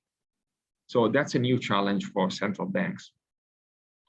And as I said before, another topic that still is an important debate in Europe is whether or not central banks should target financial stability. So the recommendation that the authors of this paper have is to change the definition of inflation. Change the inflation target. So it's as opposed to below 2%, they recommend to set the goal to average 2%, to basically give more room of action to the European Central Bank, basically tolerating even period of higher inflation above 2%, as long as in the long term 2% is guaranteed. And the authors of this paper, they recommend that European Central Bank should focus on its original mandate, which is targeting inflation. They believe that if European central banks also expand the sphere of influence to financial stability, then its credibility will be lower, because of course, as any other institution, they have limited resources. So if now they have to take care of some other issues, they probably will not be as good as addressing the inflation monetary policy traditional goal they have. So that's a quick summary of this paper. We can have a look probably there's nothing much to say. So they recommend to change the goal from below, but close to 2% to around 2%. So this 2% on average, they recommend to be the goal in, let's say, around over a period of 18 months.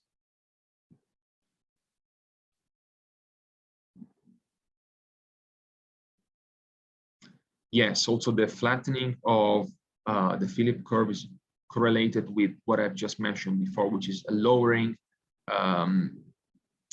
inflation rate globally. So we have seen a decline in inflation pretty much all over the world, starting from 2000. So this is a challenge for European central banks, because probably it means that fiscal policy now they're probably more impactful to influence the unemployment rate. So the role of central banks is changing, as we have seen, is changing in the operation. So the set of tools that they have is now large. We have seen after financial crisis, Fed, also European Central Bank, they started to use unconventional monetary policy tools. And also we know that there are challenges. And now, so this paper is 2 years old, we now know that there's one more challenge dealing with inflation. So European central banks, Fed, banks all over the world, they're struggling to fighting roaring inflation right now. And it depends. In certain countries, probably in Europe, inflation is more imported from US, but also related to the cost of living, fuel, and scarcity of some other basic materials. In US, it seems to be more, it was already initiated around one year ago. So it's probably more a consequence of the huge amount of liquidity that was injected in the economy during the pandemic. Most of these excess liquidity actually ended up in financial markets. Cryptocurrencies, overvalued growth, technological stocks. So all these assets absorb this excess liquidity. Probably they could have been considered bubbles. They bursted now, and now we see this excess of liquidity starting to affect also the real economy. I think nowadays the inflation rate in US is even 7-8%, and it will be propagated to the rest of the world. Certainly to all those countries that have a fixed exchange rate with US, but also to countries that depend on imports from US for sure.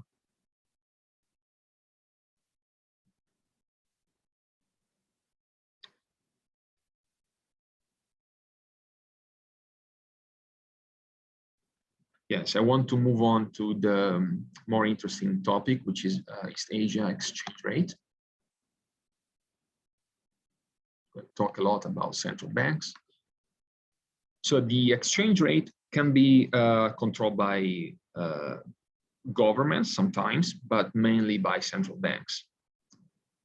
We know there are different regimes of exchange rates.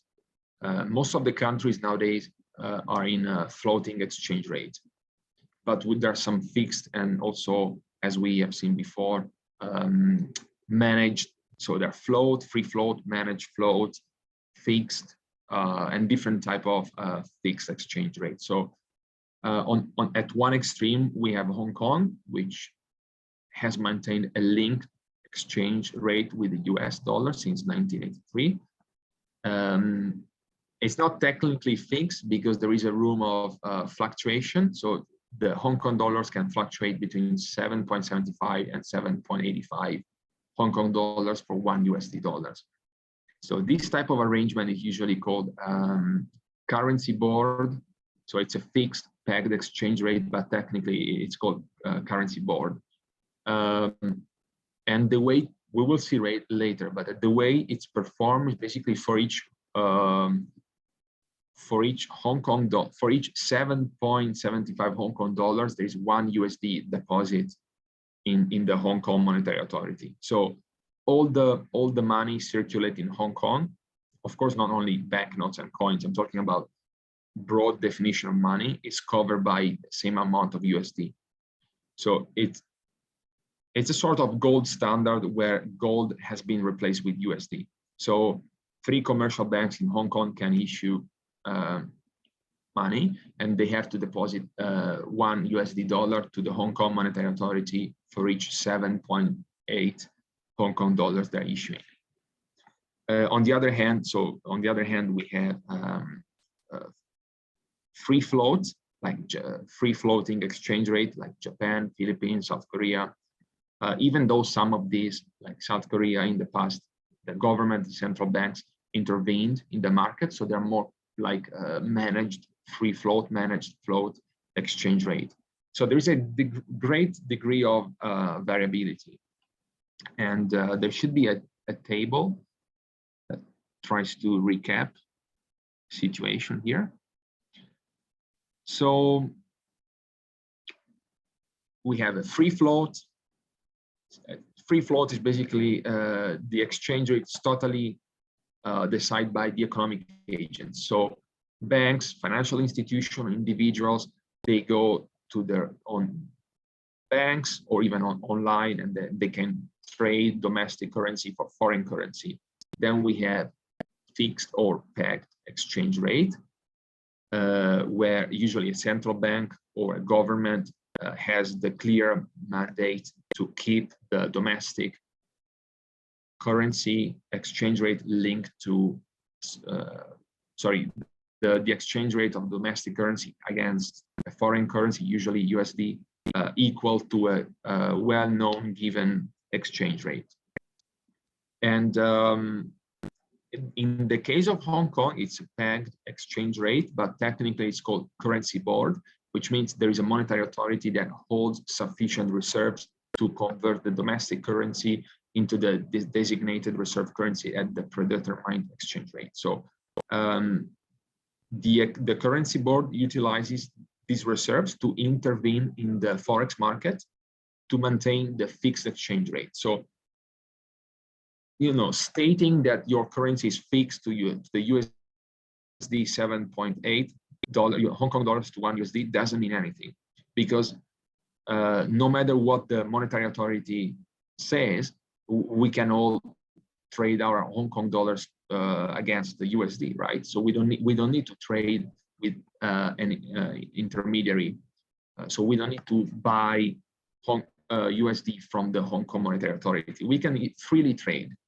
However, the Hong Kong Monetary Authority strictly monitors what happens on the exchange rate, Hong Kong dollars USD exchange rate, and then anytime they see an imbalances of on one side, either supply and demand, they clear the imbalances with either buying or sell Hong Kong dollars against USD. So they're an active player. They trade. They do that every single minute. So they monitor the exchange rate, and every time they see imbalances, they intervene. The goal is to keep the Hong Kong dollar linked to the USD 7.8. Why? Because this guarantees absence of exchange rate. So if Hong Kong wants to export to US or to any other major economy, in case the trade is done in USD dollar, the actors involved in this transaction do not need to face an exchange rate.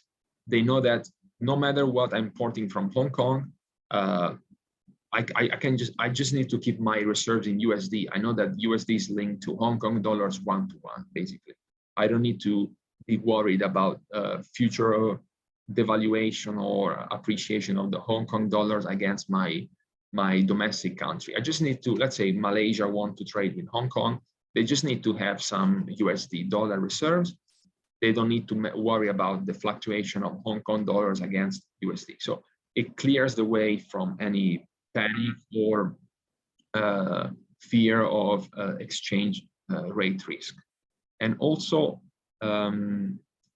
the inflow and outflow of capital is not affected by not only trade, but also inflow and outflow of capital is not affected by any exchange rate risk. The disadvantage is that the domestic monetary policy is non-existent. So if inflation happens in the USD dollars, it's imported 1-to-1. So as I said before, countries that link their domestic currency to the USD, they're basically giving up the control of monetary policy, and they also do not have any safe net against imported inflation. And then we have a third common exchange rate policy, which is managed float. So like in the case of South Korea or Taiwan, for instance, most of the time it's a free float exchange, but maybe every 5 to 10 years, there may be some months where the central banks, usually as a consequence of political pressure, they intervene in the forex market, and usually the goal is to devaluate the domestic currency to boost export, because if your currency now is cheaper in terms of USD or foreign currency, then for the domestic economy it's easier to export, because from foreign countries domestic products now are cheaper. So, and that's what actually happened in East Asia. We have seen Japan, Korea, South Korea, Taiwan doing it. So they, even China, so they also China actually gave up, but nowadays, for instance, South Korean currency is considered severely undervalued against the USD. So it's also, I would say, like has geopolitical implications, of course, because alters the relationship between countries. And to be precise, this paper is actually commissioned by the U.S. Congress, because they have a committee, I think was created in 2005, and this committee monitors exchange rates, and they classify each country as either a threat or not, based on a threat on the foreign exchange market, based on the past actions, whether or not the goal of these foreign countries was to undervalue or be involved in, let's say, unethical commercial practices that usually consist in undervaluing the domestic currency. So right now, if I'm not mistaken, I think Taiwan and South Korea are considered guilty to keep undervalued currency. And however, foreign central banks, they're free to do that. It's a sort of there's no involvement of International Monetary Fund here. The agreements of Bretton Woods that we have seen before are no longer in place since 1971. So there's no supranational world organization that can point the finger against any countries, blame them for having these practices. So it's a competitive game between central banks and government. Of course, if a country devalue the domestic currency, they can be more competitive on the international market. Then, of course, they can penalize another country's export. So usually you see sort of commercial wars between countries. A major one, also for instance, Germany, which is the most important country in Europe, was blamed to keep somehow try to influence the European Central Bank policy to keep euro undervalued against dollars, to compete against US export in the world, so in the global scale. A fourth type, less common regime of exchange rate is the so-called crawling peg. Happens when a nation allows its currency to gradually appreciate or depreciate in value against one or more other currencies. So this was the Chinese policy until, from 2005 to 2008. So they gradually depreciate the currency to be more competitive on the global market. But then since 2008, they're actually right now the Chinese central bank is trying to avoid devaluation of the Chinese yuan. So after 2008, the exchange rate policy in China basically reversed. So these are the main four regimes. And then here we have a recap of Southeast Asia economies. So as you can see, Hong Kong, it's called currency board. It's actually a peg or fixed exchange rate.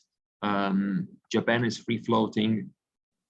South Korea is floating, but we know it's managed floating. I think the last time they intervened was 5 years ago. Singapore, stabilized arrangement. Indonesia is floating. So most of the economies have free floating exchange rate plus some intervention from time to time. Only Hong Kong and then I think Brunei. Brunei is actually linked to the Singapore dollars, and Hong Kong is linked to the USD. They have a currency board, like a fixed exchange rate.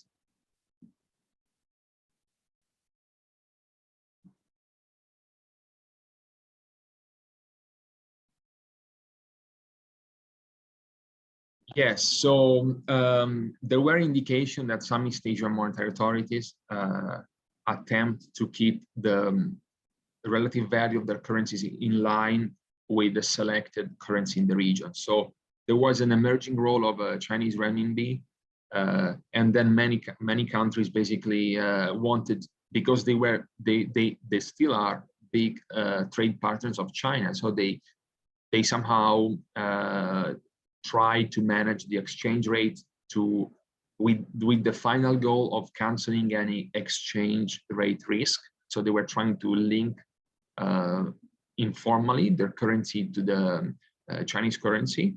And then this generated a competitive adjustment, because of course, if Thailand is doing this, all the competitors in the region will also do that. So that's the main reason why we have seen a sort of coupling of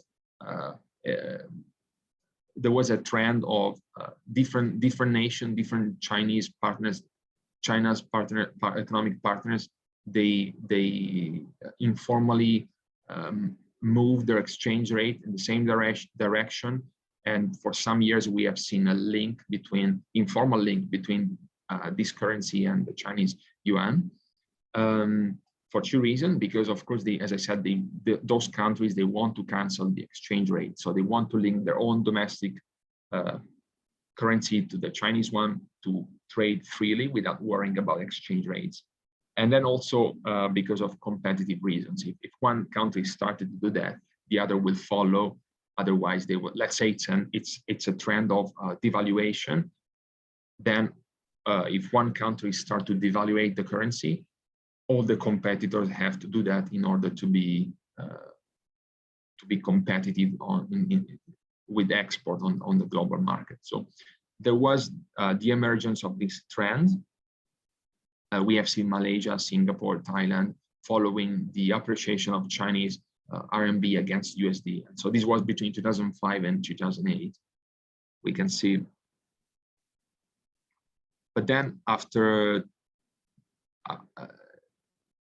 yes, there was after 2012, probably this sort of agreement disappeared, because we can see that Chinese yuan pretty much stayed low, whereas some other currency they appreciated. So this is the exchange rate against exchange rate against USD. So higher value means devaluation. So let's say, and the base year is 2011. So if we look at the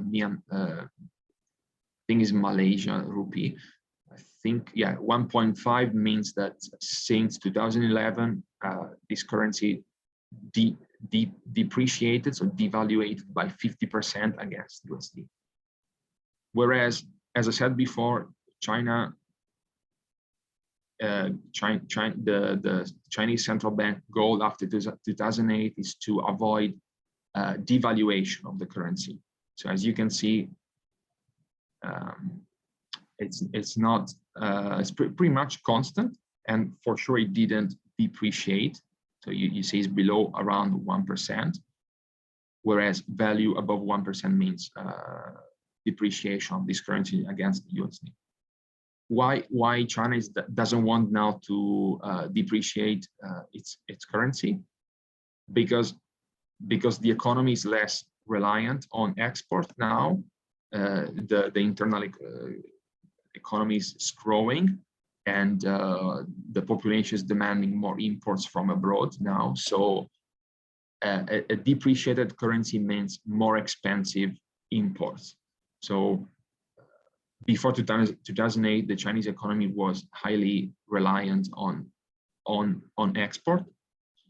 But now the goal of the central bank, and I guess the government, is to increase the domestic demand, and then make increase the demand also through imports. So having a strong currency is a good idea if you don't want to have expensive imports from abroad.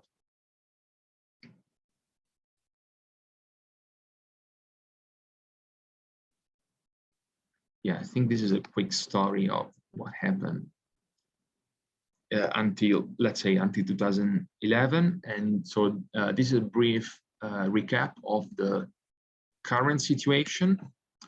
According to this committee, US committee that meet regularly and to monitor the foreign exchange rates against USD. So they believe, I think this paper a couple of years old, so they believe that China has long track record of engaging in persistent, large-scale, one-way foreign exchange intervention, doing so for roughly a decade to resist renminbi appreciation, even as its trade and currency surplus soared. So, as you can see, according to this committee, I mean, traditionally, up to now, in the last decade, China was trying to avoid appreciation, and more recently, now is trying to prevent a rapid depreciation of the RMB. So there has been a shift. Japan is pretty neutral, according to this committee, has significant bilateral trade surplus with US, and has not intervened in the foreign exchange market, however, in 5 years. So we can say, I mean, according to this committee, there is a pure free float exchange rate between Japanese yen and USD dollars. South Korea is considered to keep, also according to the IMF, is maintaining the won undervalued against USD. So it has a track record of asymmetric foreign exchange intervention. And this committee highlight the urgency of South Korean authorities to limit foreign exchange intervention only to circumstances of disorderly exchange market. So South Korea is probably doing that to boost export of their product. And a similar situation is for Taiwan. So the Taiwan currency is considered undervalued against USD. Okay, we have some minutes to quickly discuss Bitcoin. But I don't want to spend too much time on this because it's 2014 old, 2014 papers, pretty old. But as I said before, most of the considerations are still valid because Bitcoin is basically an algorithm and there are no people behind it. So the way it works is pretty much the same since ever. So what has changed? Of course, we have observed the creation of a lot of intermediaries again around cryptocurrencies. So in 2014, we didn't have, for instance, derivative contracts on Bitcoin. Now we have them. Now we have intermediaries, we have even loans denominated in cryptocurrency. So the intermediary space evolved a lot, but the definition of Bitcoin itself and the way transactions work pretty much, I mean, absolutely the same. So the discussion of this paper is whether or not Bitcoin can be considered as a money, according to the traditional definition of money. So the goal of Bitcoin is to create a more reliable payment system. So basically, that was the initial goal. So a payment system that enabled transaction across national borders and currencies without the interference of entities, sovereign countries, central banks, and then outside the traditional financial system.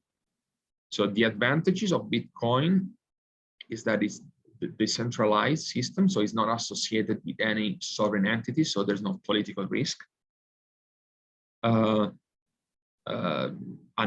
pseudonymous account, so the privacy of transaction is guaranteed, and also the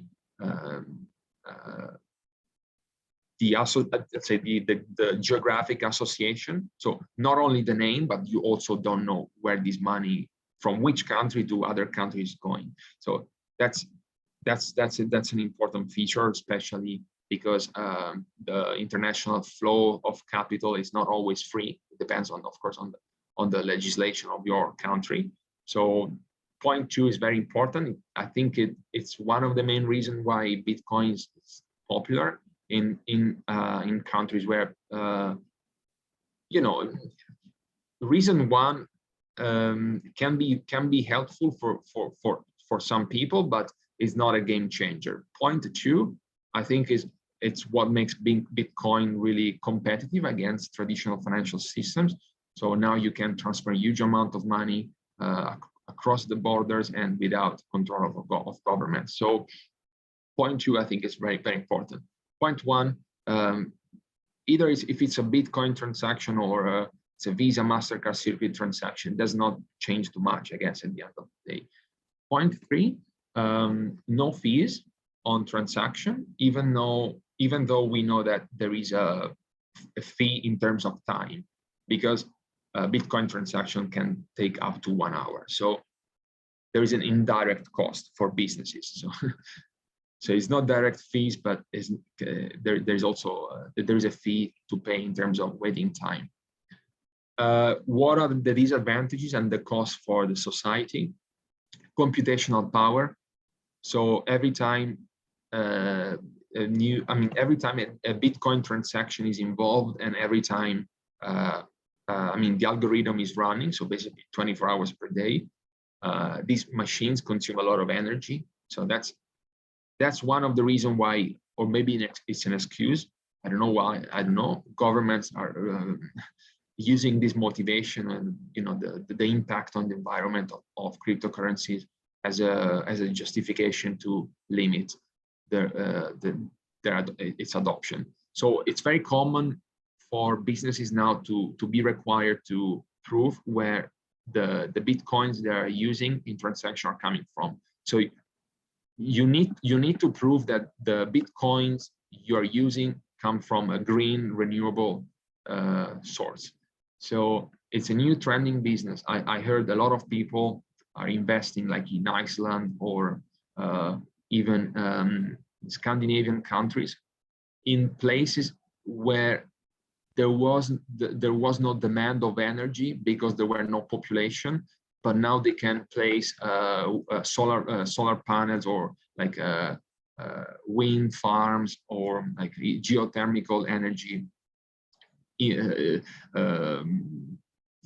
systems to capture green and renewable energy and use that energy to basically power mining of Bitcoin. Otherwise, that's an efficient usage, because otherwise it wouldn't be profitable to extract this energy, green energy, and send it thousands of miles away to the closest village, because of course the cost of creating a net electric power grid network, and then some technical issues. So now you can extract energy in a green way where there is no human demand of that energy, and use that energy to power Bitcoins or other cryptocurrencies algorithm. And because of internet, these mining platforms or whatever pools are connected to the world. So somehow that's an efficient way to use energy that would have been wasted otherwise. So if you want to, in some countries, there is this regulation, you have to prove that your Bitcoin comes from this source, green source of energy. So, but this has a big cost. So it's creating this, extracting energy from such a remote place in the world has a cost. So investments have to be done to being able to produce green Bitcoins. So this has pushed up the cost of dealing with Bitcoin. So also some bureaucracy behind. Now you need some sort of certification about the origin of your Bitcoins. And so now the costs, let's say direct fees and costs, are still not zero, but you have a lot of bureaucracy to deal with. And that's the same story for pretty much all the cryptocurrency, not specifically for Bitcoin. So before, people usually mine Bitcoins individually, but now we are observing the generation of sort of mining pools, sort of companies, I would say. So according to some research, in the near future, there will be maybe less than 10 huge mining pools, sort of oil companies, oligopoly, like 5 to 10 large companies that do this because of economies of scale. So it's much more efficient to mine Bitcoins when you pool resources together instead of individuals mining. What is mining? Mining is basically, so your computer need to run this algorithm to verify the transaction. So every time someone transacts a Bitcoin, you have to wait like 1 hour. What's happening in this hour? All the computers together connected in the Bitcoin network, they check if this transaction is legit. So this is a computational intense work, and the fastest computer that verify that this transaction is legit, is not fraudulent, is rewarded with a fraction of Bitcoin.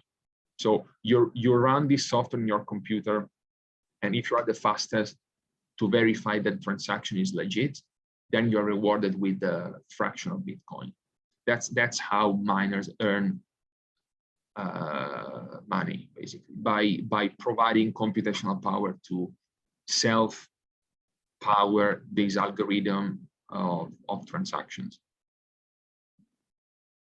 So the way Bitcoin works is written in the program. So there are only 21 million units to be mined, and there is and so by 2000, either we mine 21 millions of units, or 2140, the algorithm will stop. So once we reach 21 millions of units traded, the algorithm basically will shut down by itself. So this means that the next unit mined is worth more than the previous one. That's why we are approaching. So I think now 19,000 millions have been already mined, but the hash rate, which is the computational difficulty of mining the next unit, it's increasing, right? It's increasing. Why? Because you have to mine the next Bitcoin, you have to verify that all the transactions from now to the beginning of the history are legit. So every transaction, every new transaction goes into the full history of Bitcoin. So if now we're close to the end of the history of Bitcoin, you have to verify many more billions of transactions. So it's increasingly more difficult. So It doesn't mean we will ever reach potential. Some people speculate that we will never actually mine all the Bitcoins, because the last one will be, the last few ones will be so difficult to mine that will take forever. So that's why there's also a time limit. And a lot of people think that the fact that there is a limited supply of money, so that's very different from fiat money that we see in the economy, like the USD. So the monetary base can be decided by the central bank. Bitcoin has a fixed monetary base, 21 millions. That's why people believe that Bitcoin is a solution to inflation, because if it's true that inflation is generated by expansion of monetary base, Bitcoin does not suffer from this limited drawback, because the supply will be eventually reached and no more money can be generated. So they believe this is a reason why Bitcoin is hedging against inflation, but nobody actually knows. So I don't know why we should believe it.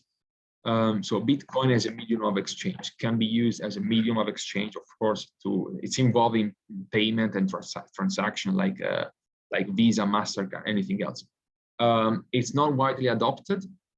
It's very slow, and most of the countries are not ready for that. If you think about that, the economy of emerging countries still based on M0, which is banknotes and coins. So they're definitely not ready for this revolution. So as a medium of exchange, so far it hasn't proved to be competitive. It's very slow. In fact, there are some other cryptocurrencies that have been designed to be fast. So from this point of view, Bitcoin is not the most efficient. It's not fast at all. And then also not everybody can use it. Depends, the technological sophistication of place you live. And also it's very volatile. So it's extremely volatile, and if I have to buy something, I prefer to use a volatile currency. Why volatility is a problem? Let's say you want to sell, you're selling cars. You sell the cars and then you receive the money today, and you want to transfer your Bitcoin to your USD account. By the time you transfer Bitcoin, you receive Bitcoin and you convert into the USD, we know that transaction may take some time, right? So even though it's a small amount of time, the volatility can be very high. So you may lose money in this fraction of time. So that's why people do not want to receive Bitcoin payments. And then also, everybody wants to receive Bitcoin's payment when Bitcoin is expecting to become pricey, to increase in its value. And then when the Bitcoin is in a downtrend phase, like now, nobody of course wants to receive payments in Bitcoins. And then another problem is related to refund. Yes, usually merchants or like credit card circuits like Visa, MasterCard, they can refund. So basically they can cancel transaction. With Bitcoin, you cannot do that. So you cannot easily cancel your transaction. So that's a technical issue that cryptocurrency have, for instance, compared to traditional credit cards. Yes, no transaction cost, but as we know, there are increasing costs related to bureaucracy and also to time. So in fact, I think there was written somewhere that usually on average there is 1 hour waiting time. I think now maybe less. I remember they somehow they have improved it, but it's still more than 10 minutes. So let's imagine that you go to a restaurant and you have to wait 10 minutes before they confirm they receive the payment. It's not sustainable. So that's why it's believed that Bitcoin represents the so-called layer 1, which is a sort of payment system between big corporations or only used for transfer of large capital. And then there will be a sort of layer 2, which is so another coin that represents Bitcoin. So according to this vision, Bitcoin will become the gold of the gold standard. So there will be like Bitcoin will be stored in Bitcoin accounts, and then intermediaries will issue banknotes and coins represent the value of Bitcoins. So I think someone, what happens when someone has a question? What happens when quantum computer gets populated? I think before, I mean, I don't know. I think they can solve the Bitcoin, verify the transaction faster. So, but then also will make faster the processing of Visa and MasterCard. So I think the relative advantage of traditional payment will, even though maybe less perceived, will still be the same. I don't know, honestly. And then I think this is not going to happen really in the next. I don't know. Quantum computers will be very expensive. I don't think they will immediately use for this sort of problem that we have already fixed with Visa and MasterCard 40 years ago. I think they would be used more for complex physics experiment, I guess, for a couple of decades. I don't know. I think before they will have an impact on cryptocurrencies, we may have to wait. Yeah, Bitcoin supporters business. Yeah, I was here.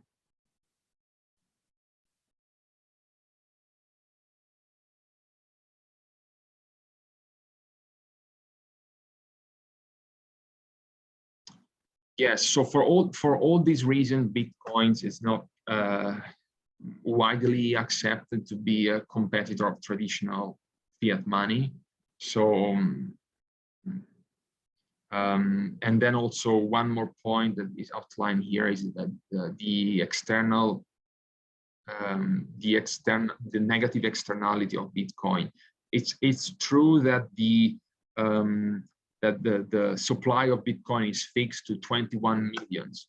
So after we reach 21 millions mined Bitcoin, it's true that nobody is going to create an additional Bitcoin. So the value of Bitcoin in circulation will not be depreciated.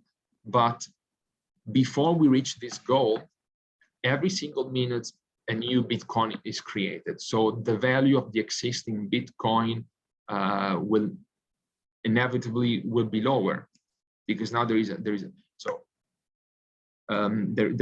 a higher demand, higher supply of Bitcoins. So the creation of Bitcoins imply a negative externality, which is which means a hidden cost, basically, that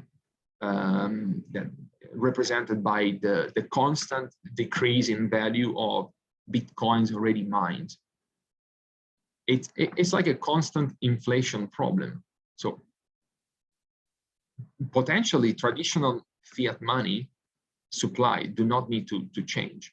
So central banks can easily say, now on, we're not going to touch the supply of money. And that's actually what happens.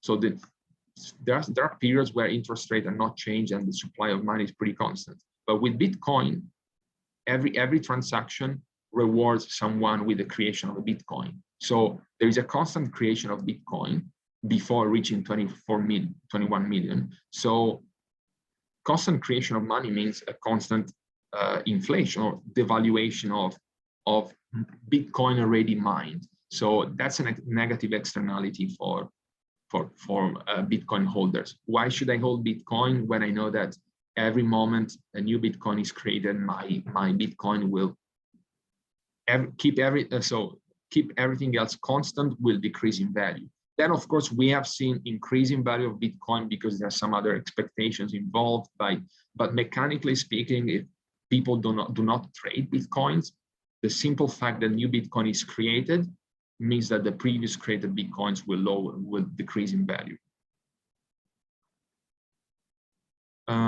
yes, wait up to 1 hour for verify a transaction. Unit of account, we simply have never seen this. This has never happened at large scale. People accept Bitcoin payments, but they price it in USD. So merchants who accept Bitcoin as payment, they tend to post prices in standard currencies, and then they like USD or euros, and then they just offer the payment in Bitcoin. So as I said previous lesson, as long as the Bitcoin is not used to price something as only exclusive currency, it will not be linked to any tangible value. So let's say global oil trade will be denominated in Bitcoins instead of USD. So now Bitcoin is the only way to access oil. So this generates a constant demand of Bitcoins, and then it has an intrinsic value, because the intrinsic value is given by the fact that you need to buy Bitcoin if you want to trade oil. But because nothing is purely and exclusively priced in Bitcoins, but it's just an option as a method of payments, like pretty much as PayPal, that it does not hold any tangible value. So it's considered purely speculative. So it does not rely on, it's not backed by central banks or governments. It does not denominate any tangible goods or service trade. Does not have a central banks or government behind. So it's totally relies on self-fulfilling expectation. What expectation about what? Expectation that people will accept Bitcoin as a payment in the future. So I'm happy to hold Bitcoin if I know that I can spend them. It's suddenly, for some reason, I believe that nobody will accept my Bitcoin. They're just totally useless. It's just a number in a computer. So it's a self-fulfilling expectation, the phenomenon that make Bitcoin so relevant.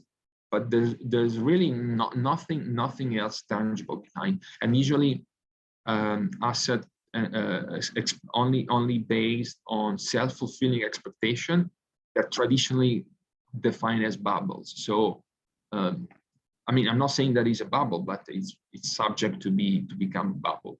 And we actually have seen a drop of 2/3 and phenomenon of like periods of extreme price volatility. So it's more like a speculative asset than a currency. So the conclusion of this paper is that cannot, at least right now, be considered as a money, because it's not useful as a unit of account, as an exchange method, and does not store value. So maybe it's still early to say that. It's pretty new. We know that a lot of changes are happening. We have seen a lot of intermediaries entering this space. So as I said before, it may become just something like fiat money, like USD right now is not backed by gold anymore. So USD, it's very similar to a non-tangible currency. The difference is that a lot of trades in the world is denominated in USD, and also there is a central bank and a government that sustain it. So Bitcoin is not used to denominate any trade. There are some intermediaries now that they're offering more Bitcoin products, even loans in Bitcoin. So there is an economy of financial intermediary economy of Bitcoin is growing, and was born, but we still don't know if it's enough to make it as a money. So it's maybe still early, but right now it's not widely accepted as I mean, at least by scholars, it's not considered money. So that's the conclusion. We didn't have enough time to read the questions, but they're pretty simple. I mean, I can actually offline give you the reference for the answers. So I can perhaps writing the page of what paper you should read to answer the questions. I've covered all the questions in these lectures, so it would be just repeating what I've just said. So it's not too bad if we didn't have time to answer them, and this is not the assignment. So the next meeting will be about the assignment. We have the assignment. The assignment is this one.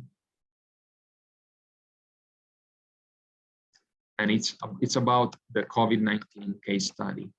So there's a Harvard case study written in 2020, if I'm not mistaken, about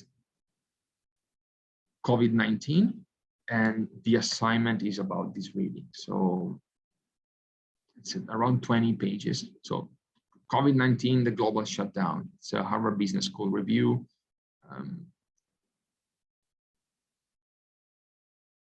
It's a pretty interesting reading. It's not so new. Actually, this has it's already 2 years old. So it focuses on the first year of COVID. It's about the global shutdown.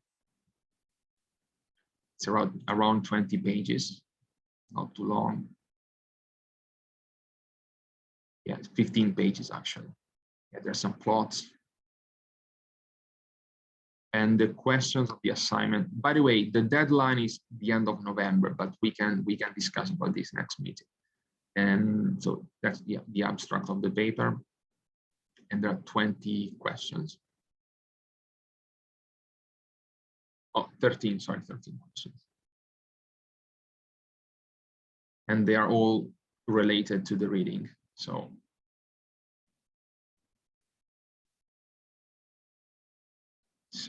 I will yes, please have a look at this paper if you have time. And then next time I would like to discuss with you about the questions, to have a sort of conversation about the questions so we can share our ideas. And then I will try to, of course, I cannot give you the answers, but at least clarify some confusion that some students may have. Okay, it's 10:02. I don't know, do you have any questions, anyone?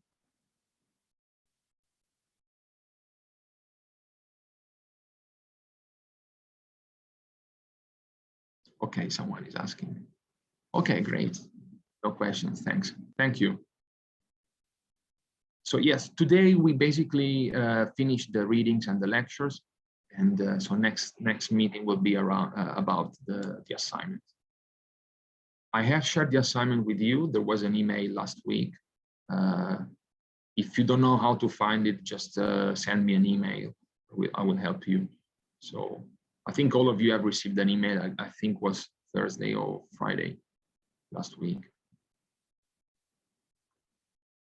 Okay. Yeah, I think we can stop here for today. Thank you. See you next time. Good night. See you next time. Bye-bye. Bye.